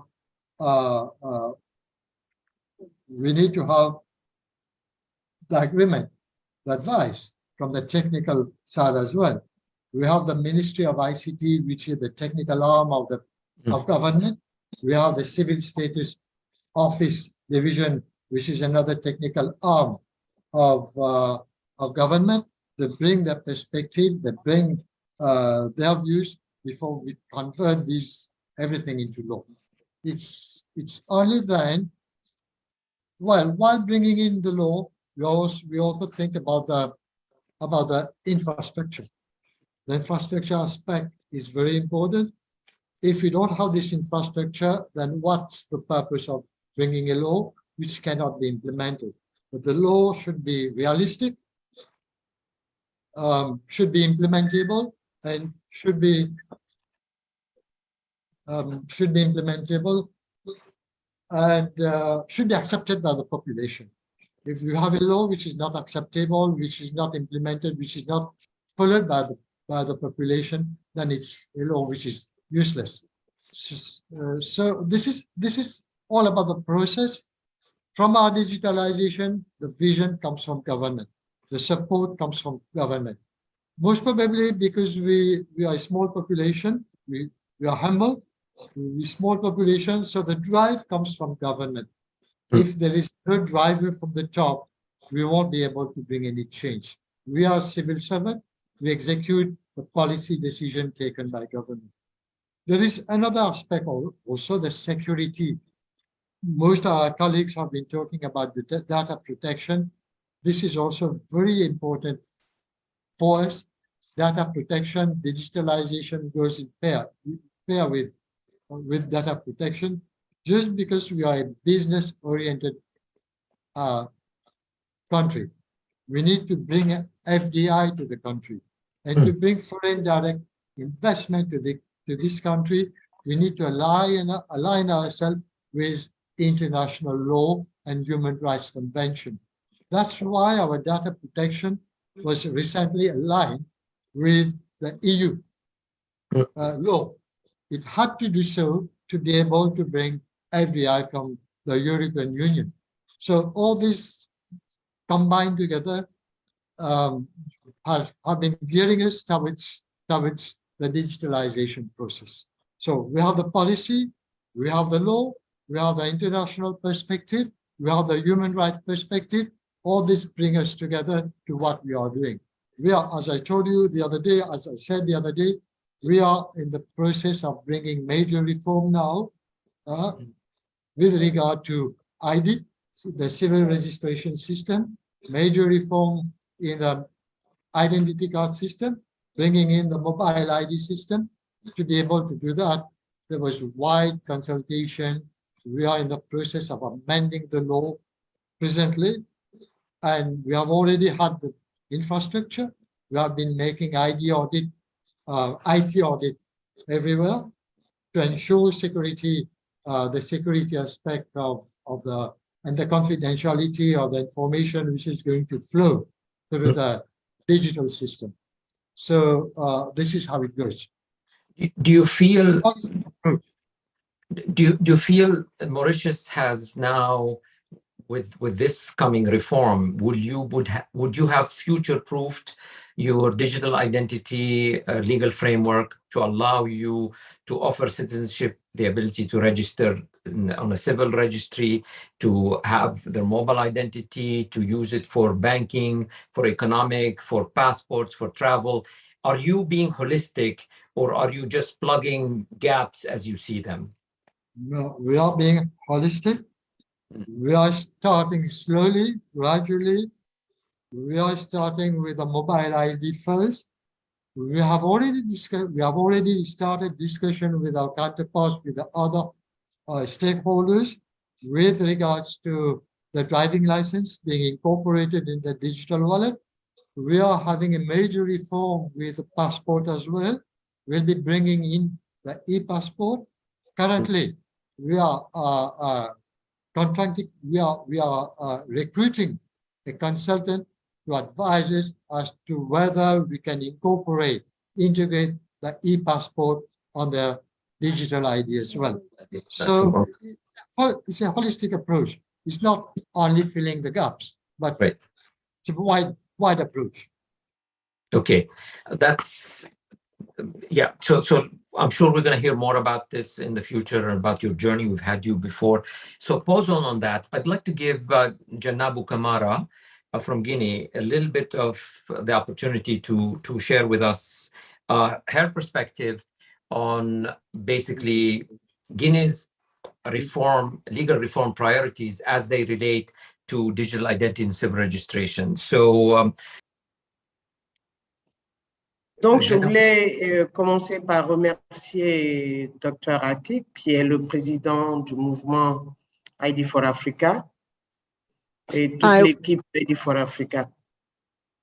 I wanted to start thanking Dr. Atik, who's the president of ID4Africa movement, and the whole team from ID4Africa. Et bonjour à tous mes collègues sur ce panel. And good morning to all my colleagues on this panel. Je commencerai par dire que d'abord féliciter le Kenya pour l'organisation de l'Assemblée générale 2023. I would like to start congratulating the Kenyans who organized the whole assembly for 2023. Et maintenant passer au workshop que nous avons eu la chance d'animer. And now talk about the workshop that we have had the pleasure to animate. Le résumé que je fais de notre atelier, in the summary of our workshop, c'est que tous les pays qui ont présenté is that all the countries who presented ont des lois, they have laws sur la protection des données regarding private data protection. D'autres ont des lois. Others have laws sur la digitalisation. On digitalization.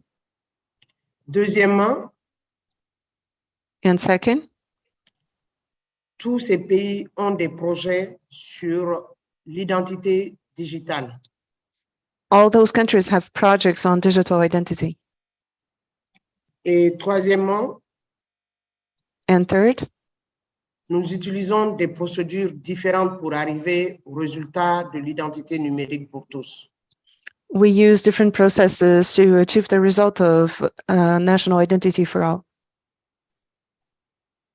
Pour revenir à la question de Dr. Atik, to go back to Dr. Atik's question, la Guinée a enclenché depuis la prise du pouvoir par le CNRD, par les militaires.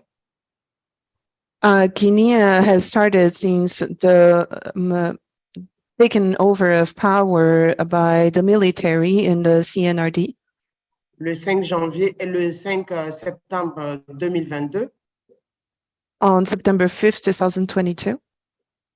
Les visions ont changé par rapport à l'identification des Guinéens. Vision has changed regarding identification of the Guineans. Les choses se sont accélérées parce qu'il y a la volonté politique. Things accelerated because there's a political will. Ce qui nous a permis de construire un programme national. Which allowed us to build a national program. Et ce programme va commencer par numériser, digitaliser tous les anciens actes d'état civil. And this program will start by digitalizing all the formal civil acts. I said that we have started, we make a national program in place. OK. Et donc, ce programme national a 4 composantes. This national program has 4 components. Premièrement, la révision du cadre juridique. First is the revision of the legal frame. Nous avons 2 lois We have two laws. Je disais que nous avons deux projets de loi actuellement en cours d'élaboration. La loi sur l'état civil qui va intégrer la digitalisation, donc la dématérialisation de l'état civil, et la loi sur l'identification des personnes physiques qui va encadrer l'enregistrement des données biométriques des citoyens et l'octroi du numéro personnel d'identification, le NPI. Diane? So we have two laws that are in the building at the moment. The first one is a law regarding the civil registry. We are digitalizing the entire civil registry and dematerializing it, and we are providing as well a physical ID to people. And then the second law is regarding providing discrete identification to people with biometrics and providing the NPI, the national identification number, to all the citizens. Donc, nous allons mener les deux procédures ensemble. La loi est finalisée, ça va en Conseil des ministres. Ensuite, ça viendra pour être adopté et promulgué très prochainement. So these two laws are in process together at the same time. They are to be taken to the Council of the Ministries, and they will be promoted very soon. Et nous sommes en train de créer des centres d'enregistrement des faits d'état civil, 20 000 sur tout le territoire. And we are building registration centers of civil registry, and we are building 20,000 in the entire territory.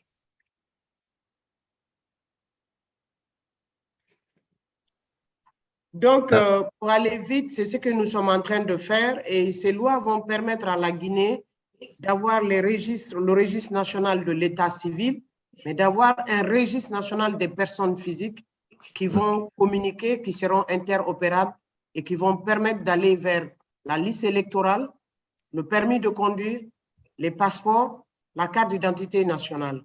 Et actuellement, nous sommes en phase de test avec une plateforme de paiement en ligne qui va intégrer l'ensemble des systèmes de paiement qui a été développé par une banque de la place et proposé au gouvernement.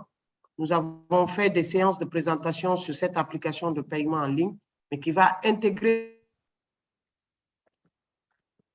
Okay, actually, Diane. So we are building those laws in Guinea, and we are working on the registration of national civil registry, but also of registering every physical person.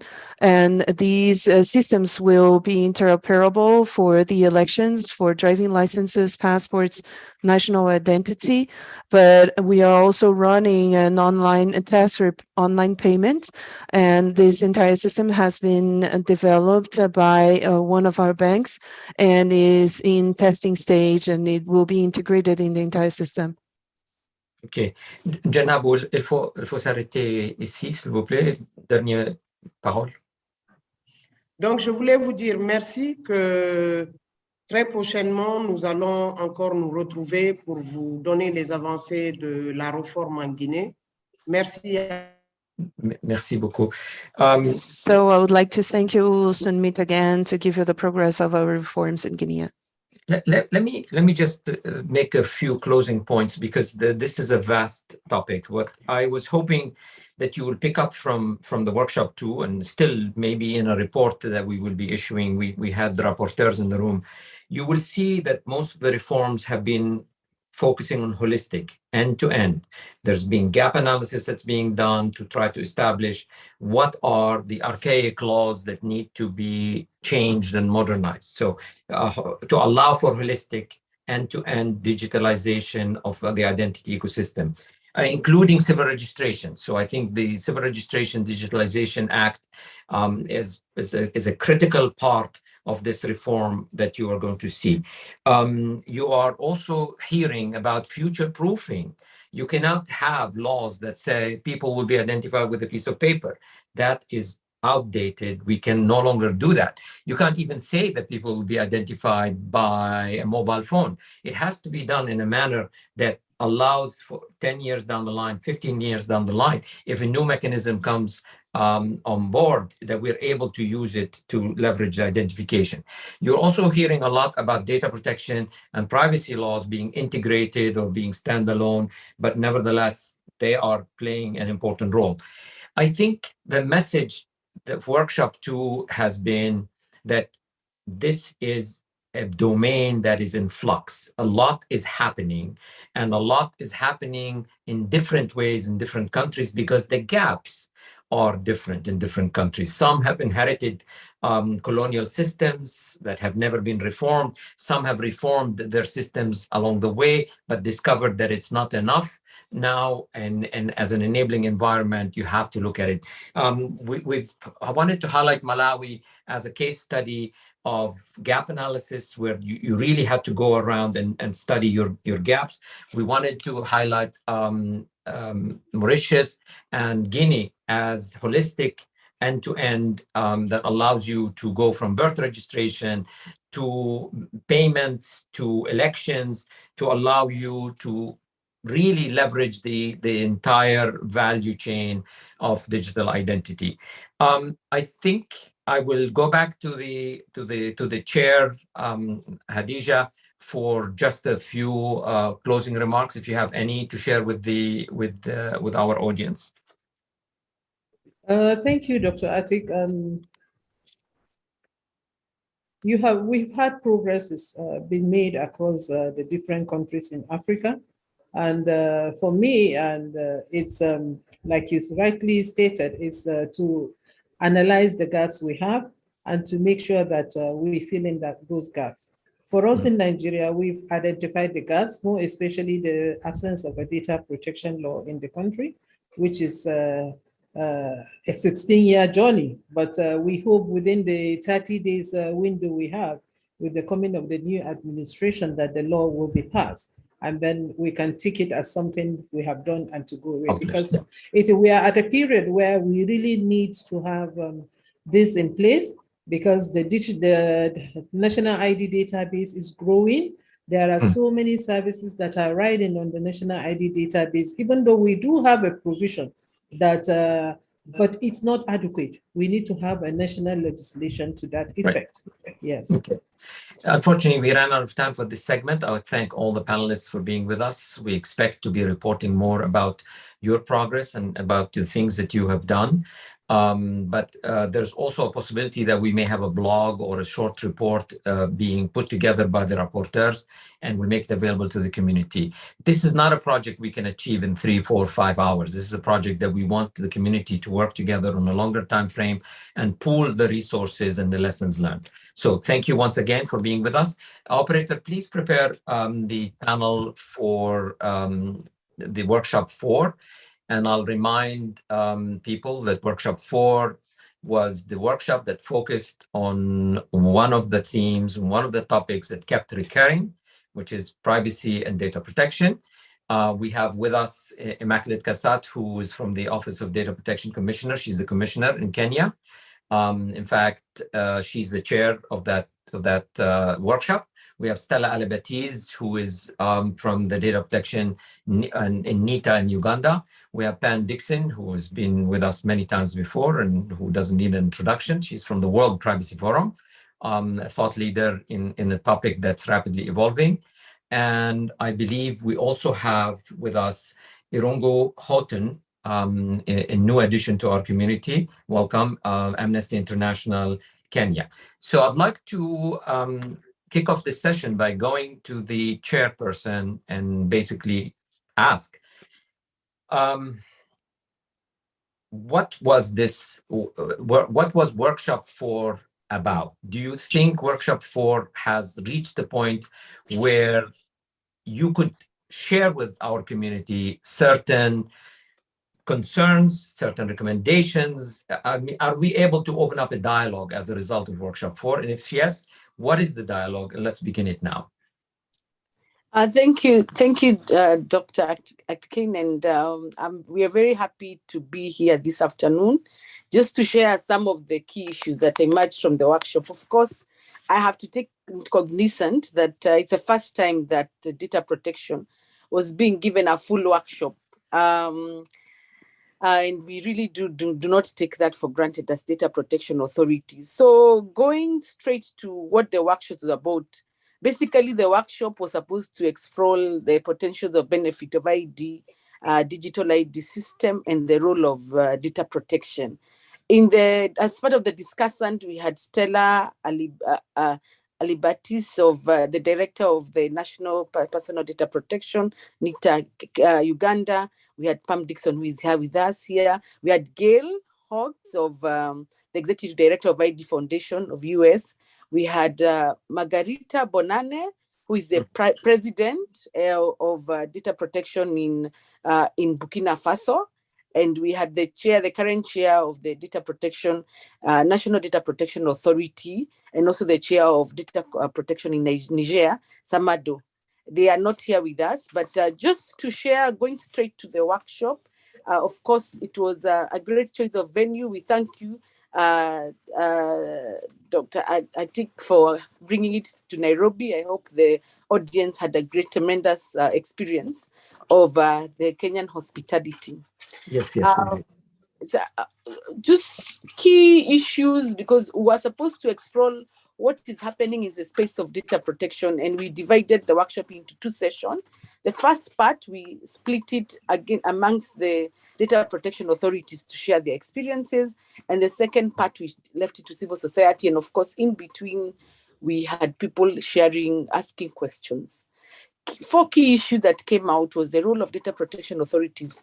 One, of course, was giving guidance and advisories. We had Uganda, we had Niger, we had Burkina Faso, sharing how each of those data protection authorities is giving advisories in as far as data protection is concerned. Because if you look at the conversation which has gone on now around identity, it's no longer about a paper. It's about your identity. So it's about your identity and how then we secure that space. So we have stacks of baseline identity, and then we have different stacks, whether it is whether it is for universal care, whether it's being used for other issues. So when you look at that, it becomes then important to make sure that that environment is secure. So how are we securing environment? We are securing that to governments in terms of what is expected of them, so that as they begin to procure data protection, begin to procure ID platform, they must make sure there's data protection by default or by design. The second issue that was cross-cutting in all those conversations was the issue about capacity building and training. Because data protection, remember, it's a new conversation that is peaking across the globe the last 10 years. Actually less than 10 years. So you can't give guidance in things that you don't understand. And therefore, the need for the target groups to understand what data protection is about, and that therefore capacity building and training became a cross-cutting issue. The other one, of course, was the issue of audit, the role of data protection authority conducting audits. And this enables ID institution, the institution mandated with the ID, strengthen their role. So that they are ensuring that the data that they're collecting, personal identifiable information, is secure. And through the audit, you hear some of the concerns is around, are they conducting data protection impact assessment? Are they adopting a risk-based approach in as far as this is concerned? Of course, there was also the role of the Data Protection Authority around investigation and enforcement, cutting across all the Data Protection Authority that spoke of Andy. And of more importance also is the issue around sensitization of the public, because at the end of the day, even though it's important for the members of the public to be aware what data protection is about and how it impacts on their personal data, and therefore when it comes to the conversation around ID. And on that issue, that's when you saw some of the issues that haven't been discussed earlier. You begin to see countries that are conscious about data protection then give the issue of consent to the data, the the data subject. And when they give them consent, you see them getting an OTP to prompt them before the information is shared or before decisions are made in as far as their information is concerned. So I think at the first part of the conversation, that is how it ended, before we then began getting questions on emerging issues. Some of the emerging issues discussed because the workshop was divided into the discussant and contributors. One of the concerns raised is contract negotiation as an emerging issue. When it comes to contract negotiation, you find that many of the contracts around identity solution are highly secretive. And when they are so highly secretive, it becomes very difficult, therefore,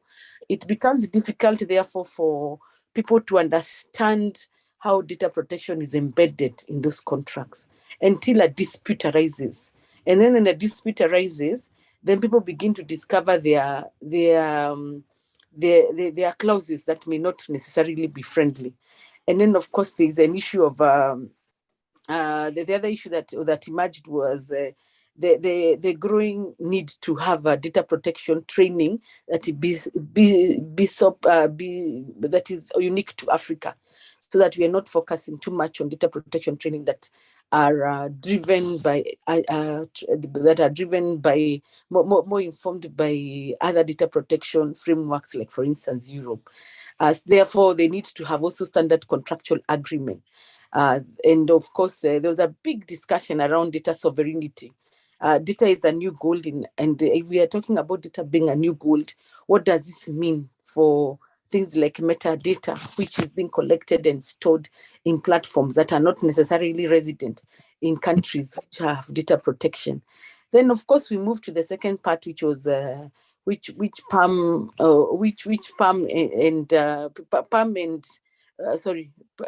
Pam and Gail, who are both from civil society organization, discussed at length two issues. One is artificial intelligence, and I'm happy Pam is here this afternoon, should be able to give additional insight to it, how it's an emerging issue, how we need to be in those spaces, and how artificial intelligence, when it comes to ID, is taking a key role, and what does that mean when it comes to digital wallets and forums that have, what does that mean when it comes to people's security?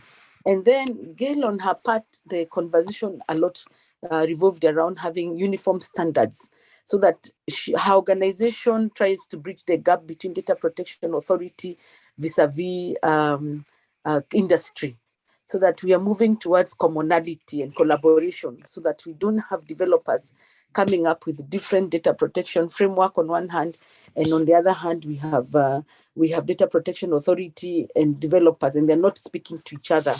And yet we are all serving the world for a common goal. And therefore, they need to begin having conversation about common framework, common movement, common standards in as far as data protection is concerned, so that we're not pulling in different direction. I think I'll stop there for now, and I'll just mention. Yes. No, finish, because I'll ask a couple of questions for Stella and you at the same time. Yes, I'll also mention, I think Irungu had requested to be given time to speak first. I think he has a meeting he needs to run to, and then within this time. Thank you. Okay, so maybe we'll interrupt. We'll go to Irungu, and then I'll come back to Stella, and then you, and then Pam, of course. Irungu, you represent a very important organization, and it mostly focuses on human rights, and so in this context, it's quite interesting to hear you speaking on data protection. We have not heard before Amnesty, so we're happy to have you with us. So please give us your perspective about the issues and the challenges and what we need to be cautious about. Thank you very much, Dr. Atik or Joseph, and just thank you everybody for this wonderful afternoon, and of course for the great conference that took place a few weeks ago. I think Immaculate has raised some critical good overview in terms of what we were able to achieve in that meeting. I just wanted to maybe make 4 or 5 remarks, and just to apologize also. I have my colleague who will stay on from Amnesty Kenya That's Victor Ndede. But apparently we have 3 foreign affairs ministers in Nairobi today. So I have to rush off and find something to say to them apart from digital democracies, which is probably the most important thing that they should be supporting today. And I apologize to interpreters. I should, as you probably gathered, I am speaking in English. No, that's the language of the presentation. So go ahead. Okay, beautiful. So I think Kenya actually offers us a wonderful case study in terms of what is possible and how a country that moved from real acrimony and ignorance in terms of data protection. In just 4 years, it has now moved to a situation where there is joint action between civil society and government. And, the emergence of the Data Protection Office in Kenya has been really important. I think there are some lessons for other jurisdictions on this. And, Amnesty International is not known, or rather is not considered often to work with government. We're kind of the loyal opposition in most countries. But on something as important as digital democracies, we do need to think carefully about phasing our work. And I think the first thing that we recognized was Kenya was in a very dangerous moment in 2019. We saw a lot of intrusive laws and policies introduced, whether to be around, for example, public CCTV camera policies, the Huduma number, which I think everybody's familiar with now. It is a case study in what not to do in many ways. And ultimately, what happened was the project, which is extremely important for the country, got mired in a legal battle that really just drove that initiative into the ground and stopped it. And I think as we hit 2019, the end of 2019, and the enactment of this new law, it was very clear to many of us working not just on digital rights, but working on open data and data for development, that we needed to get the legal framework right, and we needed to get the structures, particularly the data protection of the Office of the Data Protection Commissioner in place. They were very low trust levels with regards to the executive and the way that they had introduced policies and laws. There were several big data grabs or big data breaches that were taking place. Some of them knowingly, some of them just simply were the way that government agencies or commercial agencies had been operating for quite a while. And it included things like, slightly predatory, well, not slightly, predatory, let me not be polite, predatory money lending apps. And also, that really nice gentleman who's at the bottom of every building who offers to take your ID number, your telephone number, your full name, and potentially, if they can get it, the names of your children and your parents. And then all that data shows up in a political party register of members, and you find yourself in a political party, as I did, that I had never thought of being part of. So, there were a number of things in 2019 that were quite shocking. What I think we can learn from the Kenyan context, and I think was in the workshop as well, was the power of partnerships, the power of bringing these 3 communities together: the open data for development community, the data protection and digital rights and data privacy community, and the state regulation community. And actually, the first thing that we began to work on was trust and confidence building for Immaculate's office. And we were able to do a number of, I think, important studies as Amnesty and Open Institute. We did a comparative study of regimes. We did a public opinion survey that began to frame a baseline for the office. And why it was important, I think, that we came in at that point, because if you think about it, data protection offices are not necessarily the best funded parts of government, right? There's not a strong political constituency for them. In fact, if anything, there's a slight wariness and a concern about what is Immaculate going to get up to, right?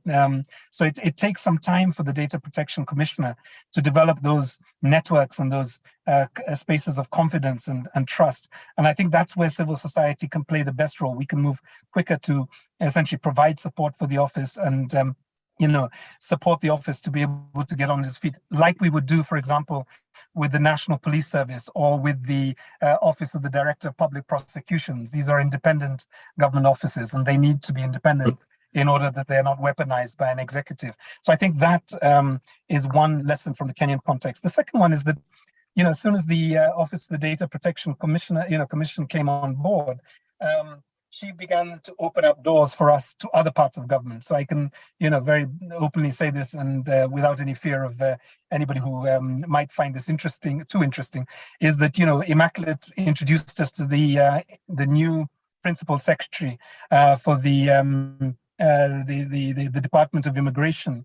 And that got us into the third lesson, which is, that actually where we need to be as civil society organizations is not just in the critical phase, it's also in the supportive thought leadership space. And that's allowed us, for example, to be part of a very vigorous, unique personal identity number working group that is now looking at not just the UPI, but also at developing a white paper for a digital ID. We're supporting the government to do public participation in several parts of the country. We were able to mobilize $150,000 fairly quickly just to support government to get these public participation hearings going. And, $150,000 for the Kenyan government is not a lot of money ordinarily, but we are in a financial squeeze. And unless we can declare that our debts are odious and we're not having to pay them back, there's actually a real challenge just getting basic recurrent operations paid for in the government. And this is where, NGOs like Amnesty and others, Open Institute and others can actually come in and support government to do this work. And that leads us with the last important lesson, which is, the right to identity is the mother, if I can quote a late dictator, is the mother of all rights. It is the basis upon which the right to education can be met, health, and the right to identity opens up the possibility of closing down loopholes for corruption and exclusion. Kenya is an interesting country. We have ghost workers, we have ghost teachers, and sometimes we have even men who actually are able to claim maternity benefits, which defies, for most men, I guess what you'd call biological possibility. So, I think Kenya has been an interesting case study for many organizations, for many countries. And I do hope that we can continue to write that up and share it in spaces like ID4Africa. And just thank you again once for bringing it to Kenya. It was a real joy to be there for those few days. Thank you. Thank you for being with us, and thank you for this report. We're not going to keep you. I know the ministers of Foreign Affairs need you. So please spread the good word, and we will be in touch. We will bring you on other contexts. I think this is a good collaboration for us to build on. So thank you. I'd like to go back to Stella and Immaculate, and of course Pam, to continue this. Stella, Immaculate outlined in the first part of the workshop that you guys had, she outlined the role of the data protection authorities and the consensus that seems to be emerging, what role they should be playing. I want to ask you as practitioner, I'll start with Stella and then Immaculate, so you can chime in, as two basically commissioners of data protection authorities. It's one thing for you to outline the roles. It's another for you to be empowered, either financially or through resources or through mandate, to play those roles. So talk to us about, do you feel, in an honest way, do you feel that the data commissioner authorities or data commissions in Africa are sufficiently empowered to achieve those tasks that you mentioned needed to be done? Thank you very much, Dr. Atik, first of all, for the invitation to be part of this live cast. I think what Immaculate indicated and what has been clear from the previous speakers was that this time around, the issue of data protection really came to the fore, and privacy.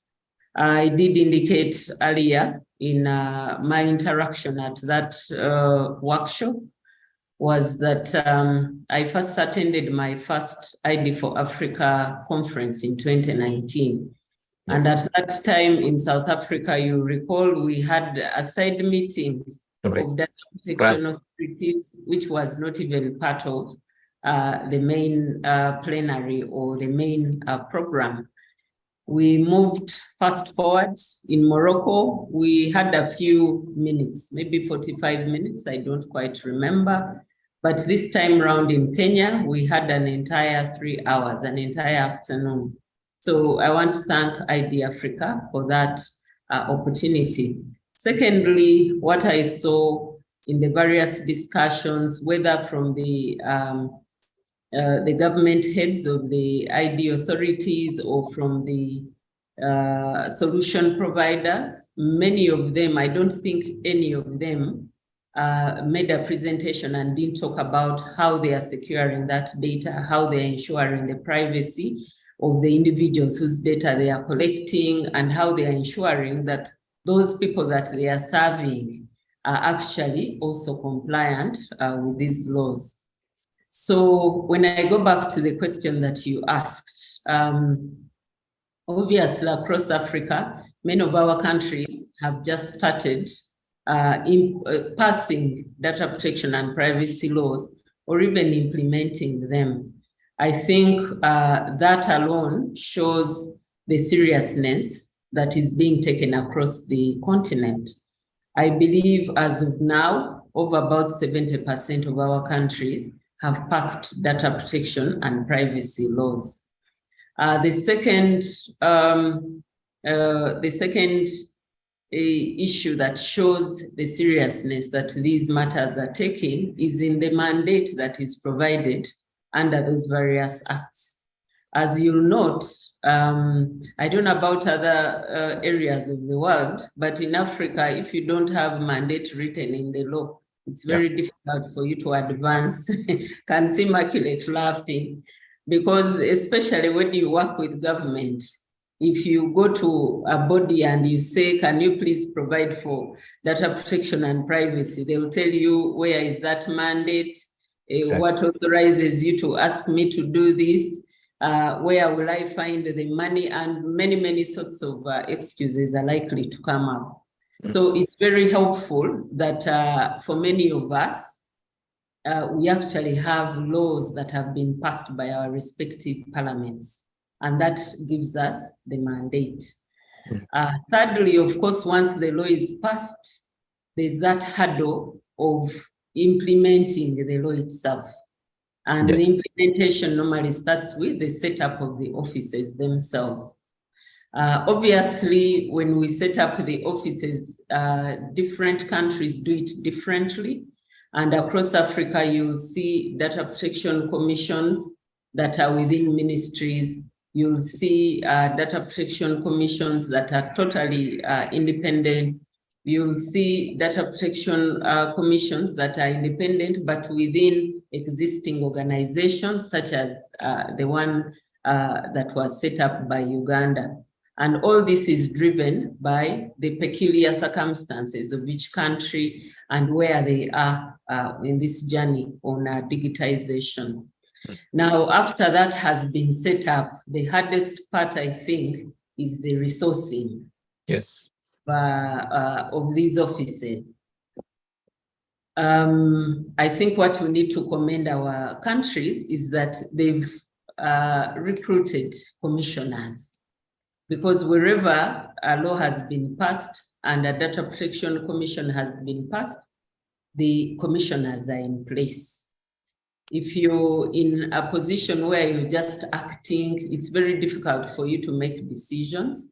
So at least for those that have recently been passed, all of us are in place, and we are working towards fully financing our authorities. Of course, that alone is a journey in itself, and there's a lot of improvement that needs to be made. But luckily, in many cases, we can augment what the government itself provides with either World Bank loans For instance, a number of activities that the PDPO, that is the Personal Data Protection Office in Uganda, is supposed to do will be funded. Critical activities will be funded under a recently approved World Bank loan that we've started implementing as an organization. Many of us have received support from the EU. They have a project that is currently going on, the D4D hub, which is also helping data protection commissions. Many of us, what I've realized in working in this office is that collaboration is very key. Some of the things I've been able to do have been not because government has funded them directly, but because of the networks or collaborations I've been able to build. And these collaborations are with UN organizations, in our case, such as UNCDF, UN Global Pulse Lab, private sector, such as MasterCard. And so this journey continues. We, at least I know Immaculate personally, we are very passionate about issues to do with privacy and data protection.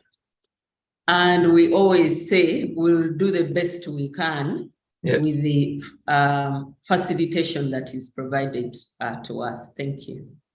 I really like that spirit, that we do the best we can with whatever resources we have. I mean, we cannot start with the big budgets, but we have big ambitions. So I really like that. And as Immaculate, if you want to add to what Stella said, then I can go to Pam with a very pointed question.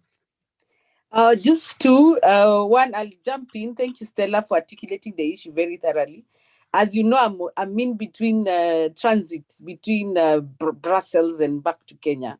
And part of the reason I'm here is because we were here to meet the European Union with the Kenyan government officials, the cabinet secretary to cabinet, and my PS to actually explore collaboration. Just speaking on what Stella has said.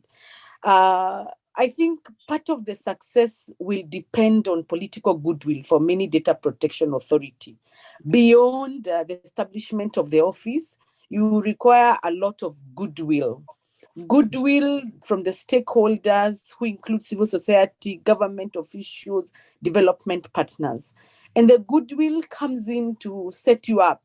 For instance, one of the biggest thing we achieved with Amnesty was they helped us put up an open institute, did a website under 100 days. If we were waiting for government resources, that would probably have taken a year. Goodwill when it comes to support we are having currently working with GIZ for twinning, being able to meet other data protection authorities in Europe, which have been doing this for a while.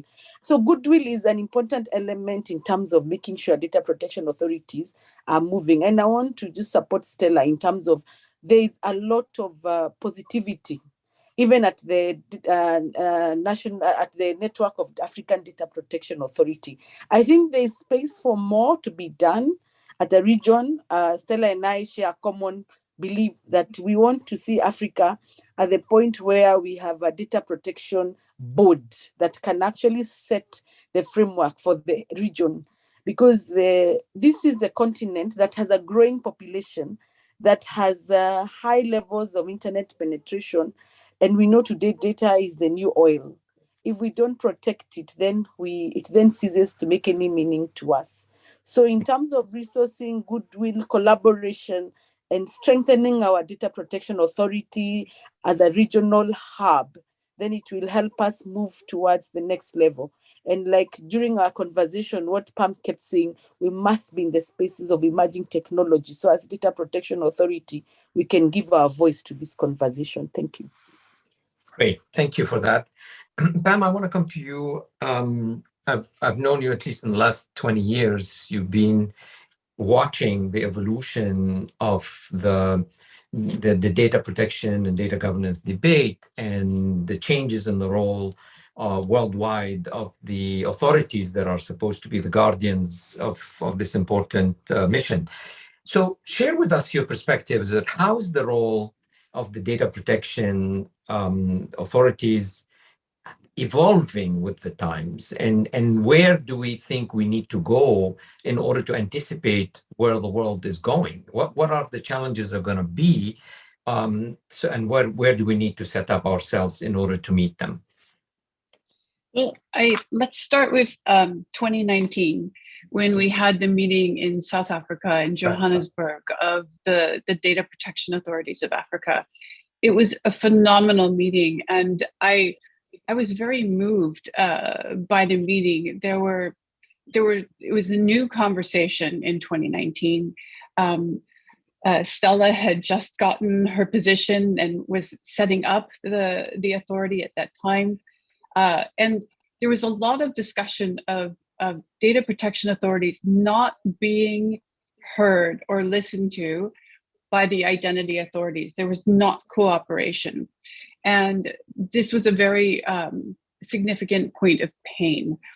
So enter COVID-19 and the pandemic, and enter also the fact that now over 160 countries in the world now have comprehensive data protection laws. And what you see is a tidal wave, really, of data protection regulation that has now been established. And it's the wave is so significant that you really see significant shifts in attitude now.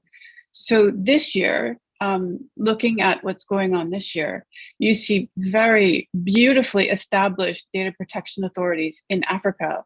And you see identity authorities who are now working directly with them, very collaboratively and cooperatively, to create systems that abide by the law.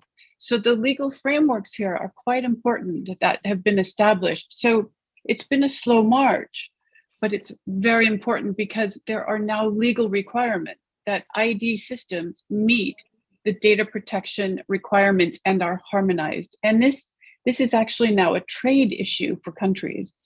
Various markets are not able to trade any longer with countries that are not adequately securing and protecting and governing their data. So this is a front burner issue, and the data protection authorities have absolutely stepped up to the plate. They're very well trained, and it's quite good. So I was extremely pleased to see the growth and development. It was really quite a pleasure.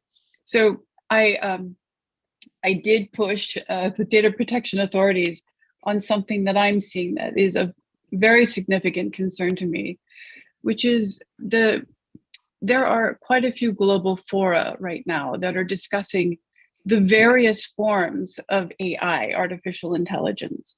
So as you know, there's forms of AI that are machine learning, and the types of AI that do predictions like credit scoring of the population, et cetera. But there are still yet other types of AI which have not yet been regulated. And this includes generative AI, which I was so pleased to see that ID4Africa is doing something with.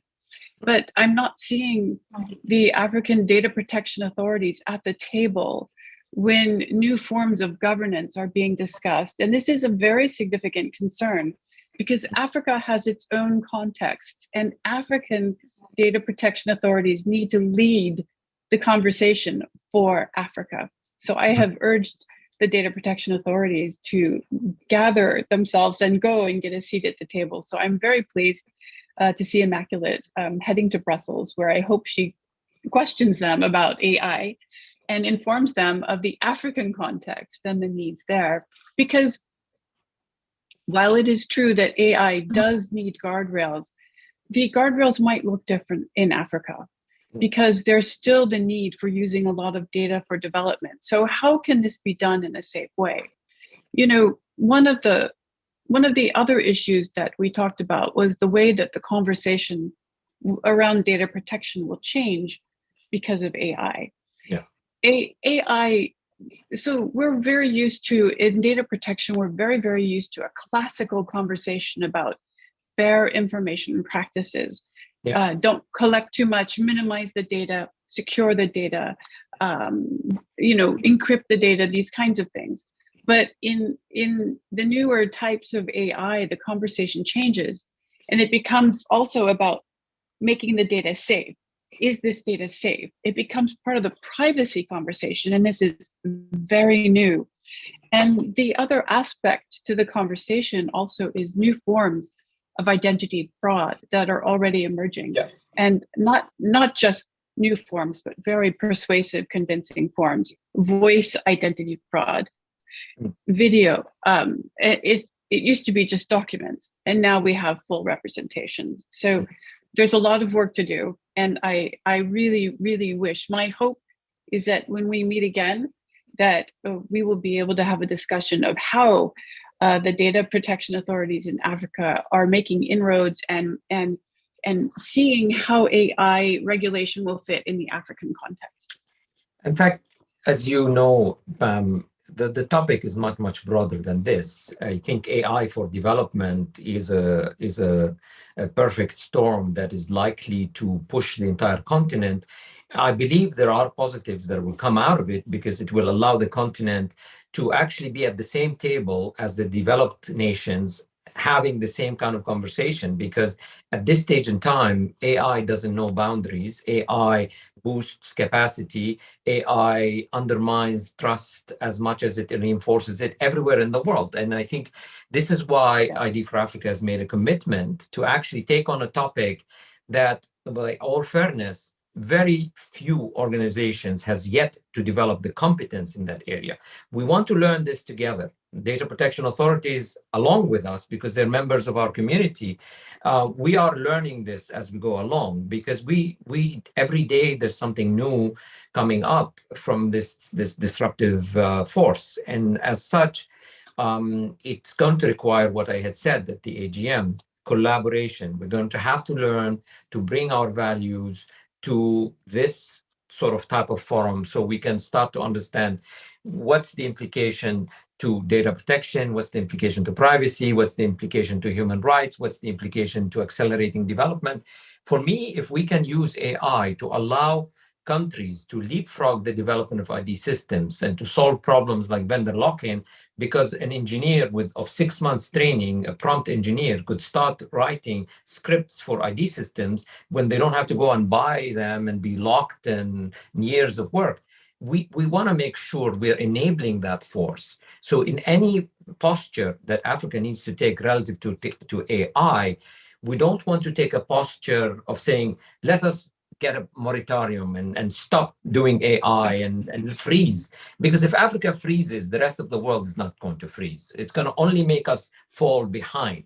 And so whatever Africa needs to do, it is about building capacity in this domain and building it very fast so that we can have a voice at the table, and that voice has to speak for Africa and with the African accent. So I think I'm very pleased that you've injected that. As you know, at the AGM, we've started talking about AI, and now we're following up by saying, we can't really ignore this. But I want to go back to another topic, which you touched on, Pam, and you noticed cooperation and collaboration.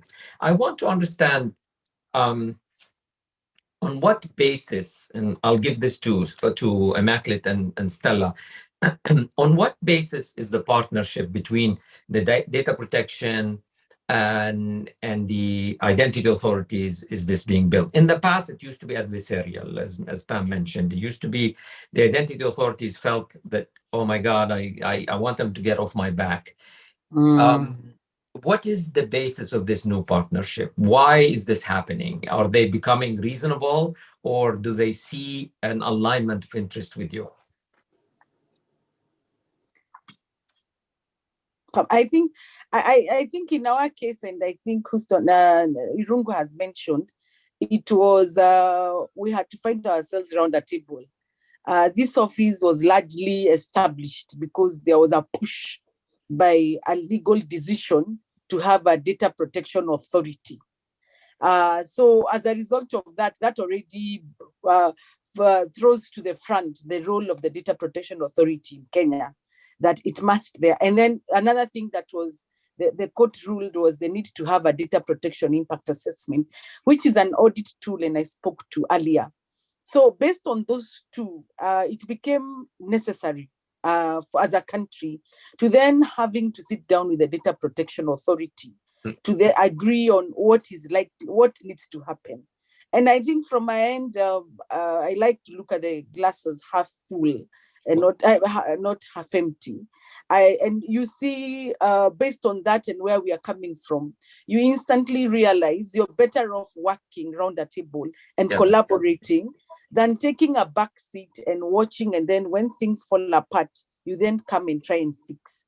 That's the approach we have adopted as an office, to try and bring everybody on the table and actually then reach out.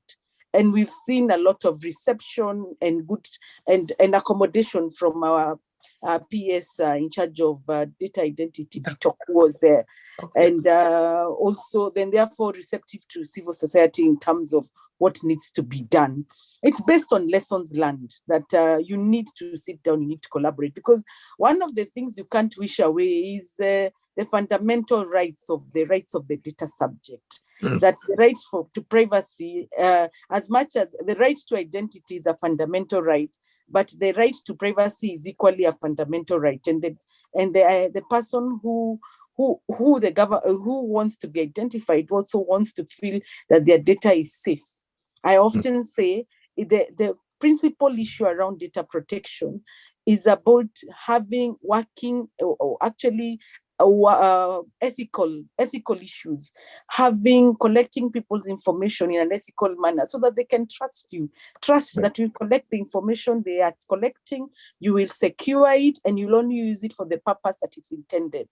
And you see, if the public doesn't feel safe, it becomes very, very difficult. So our work as Data Protection Authority is to midwife that trust between the public and on the one hand, and public institution on the other hand, so that we provide a safe passage, that we feel that the information is always safe and that they will not have a situation of identity theft.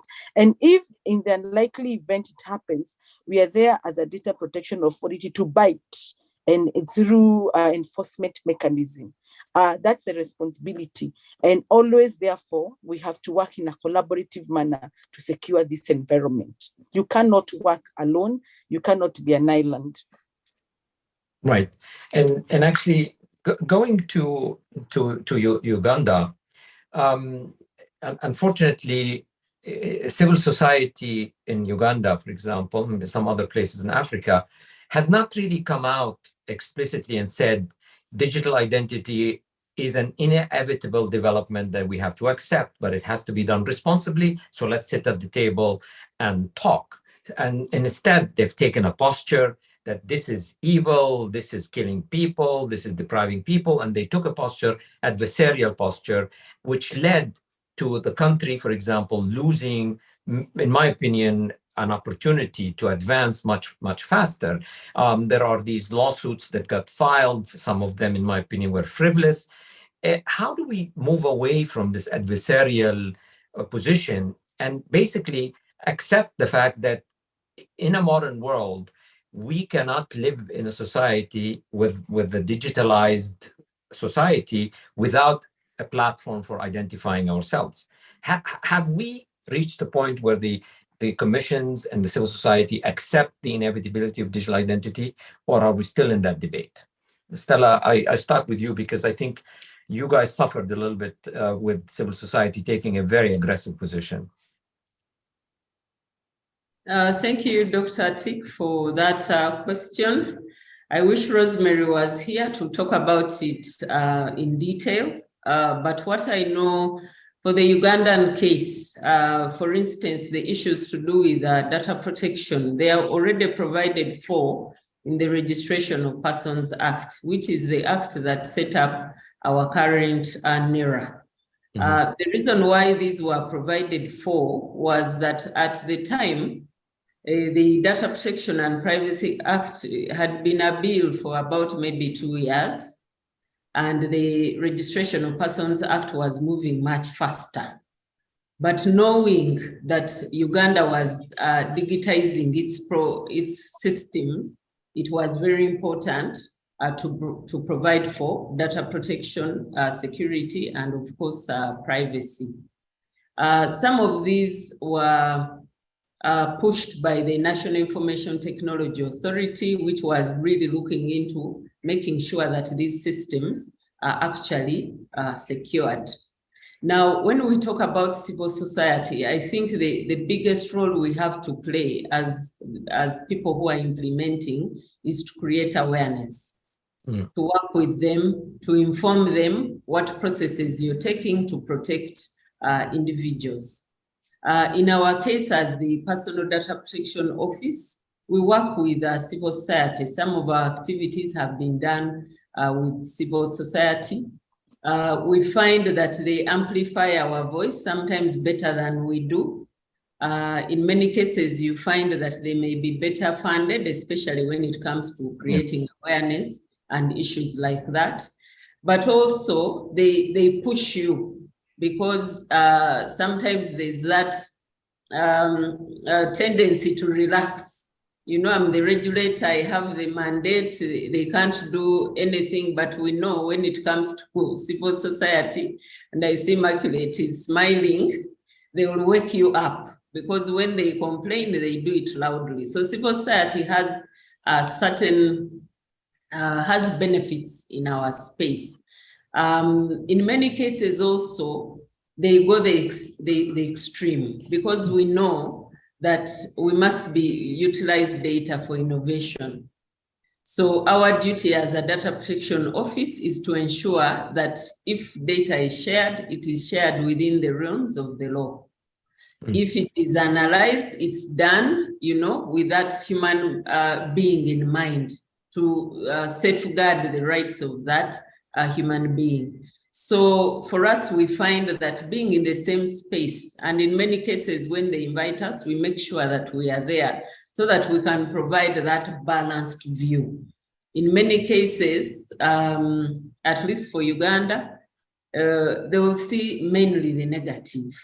Yes. But if you're not in that space, if you're not in that meeting, you'll not be able to communicate what is good or what government has done. Because in all cases, a journey starts, you know, a journey of 1,000 miles starts with one step. So government may not have done everything that they are supposed to do, but it's important to communicate why they are doing certain things, to communicate what they have done, to communicate what contributions other people can have in those processes. And I believe if we continuously do that, we'll then have less adversarial interactions between government and the civil society. Yeah, well said. Pam, World Privacy Forum is a civil society organization that's been around for a while. You've evolved significantly. You've brokered discussions between governments, multilaterals, and civil society actors and data protection authorities. What advice would you give to civil society organizations and actors when it comes to the sort of the digital transformation of society? What roles should they be focusing on so that they can be really at the table and move in a positive manner? Yeah, so I wasn't expecting that question, but it's a good question. So for me personally, I founded the organization. This was a very long time ago. I began in privacy in the early 90s, so I've been doing it a long time. So I was among the first, at least in the modern iteration of privacy. And when I first began, I had a more negative orientation. It was like, just say no to everything, and that's kind of doing your job. But for me, going to India and living in India to research Aadhaar, the Aadhaar system on the ground, was transformational, because I interviewed people. I wasn't talking to other civil society members. I was talking to the people who were getting the Aadhaar number, and they liked it because it helped them. And person after person, I talked to hundreds and hundreds of people over the course of over a year, and the evidence was overwhelming. I'm a researcher. I look at evidence, and the evidence was profound. And I had to sit down and have a talk with myself and say, you know, Pam, you've got it wrong. You've got to listen to what people are saying. So this was my journey of transformation. And I did a lot of research actually about the transformation and the maturity cycle of nonprofit organizations in civil society. And just as every organization has to mature, civil society itself, both at an individual organizational level, but also as a group, needs to mature. We heard today from Amnesty International, and I recall, I mean, I think most of us did oppose Huduma for very good reasons. And now they're working with the Kenyan government. And this is exactly what you want to see, because it's not that you're not compromising. What you're doing is you're saying, okay, we see this absolutely enormous tsunami coming. Let's figure out how to make this, not harm anyone.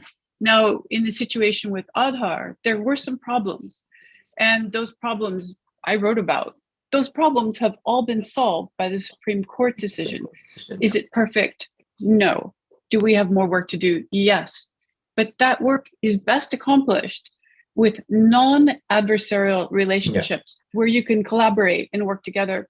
If you look through human history, the most successful civilizations are the civilizations that learn how to cooperate. Exactly. And this is true in all the civilizations, in all the continents. Cooperation is key.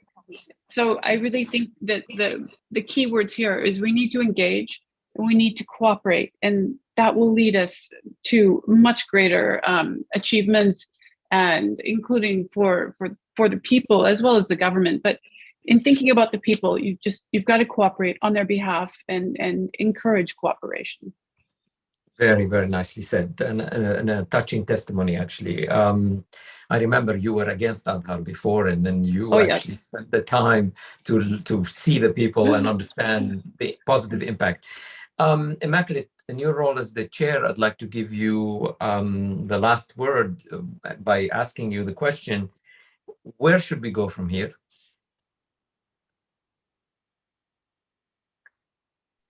Yes, I want to thank Pam for being spot on. I'm also a former member of civil society.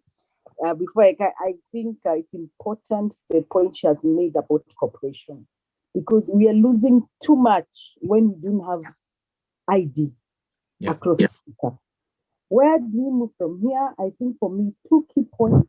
One, the conversation about privacy needs to be elevated, and this is a good point. Immaculate, you're far from the phone. Get closer to the phone. Can you hear me? That's better. Is that better? Yeah, that's better. Yes, please. Okay. I'm saying the point about elevating the conversation around privacy as part of the agendas in ID4Africa is very important, because it's the only way we'll now start getting involved in more emerging technology like artificial intelligence. More importantly, let's make this conversation, just like we have a movement for ID4Africa, for privacy issues, we would want the more strengthening of the Network for African Data Protection Authorities, because that way we are building a movement in Africa and making sure we are sharing lessons across and putting in resources for all data protection authorities in Africa. And finally, we want to see more collaboration and more testimony. I think it's important to have Pam on the table, including in Kenya, to give her journey to, I call myself my journey to Damascus. Journey to Damascus. And that is what happened even to when I became the data commissioner. I came in, and when I interacted with public officers, I realized suddenly this is so new. Nobody understands data protection. I moved from the enforcement to more compliance. That was my journey to Damascus. And I think we need to have more of these moments that help us strengthen this issue around digital identity and data protection. Wonderful. I mean, Immaculate and Stella, I hope you don't consider yourselves guests. You are part of the family. I mean, in ID4Africa, you are part of the ID4Africa movement. And so I hope you don't feel that you're an outsider and we're hosting you. Now, especially with our last events, we know we are part of the family. Welcome to the family. That's what we wanted to hear. Thank you both so much. And Pam, thank you for these wonderful insights and also for the participation and the activities that you've conducted in the workshop 4. We ran out of time for this, but this is not going to be the last time we will interact. I'm hoping we will continue this journey together. Obviously, we have the AGM next year. We should be starting to plan for it and make sure that on the agenda, the question of advancing privacy and protecting people from emerging technologies continues to be at the forefront of our focus.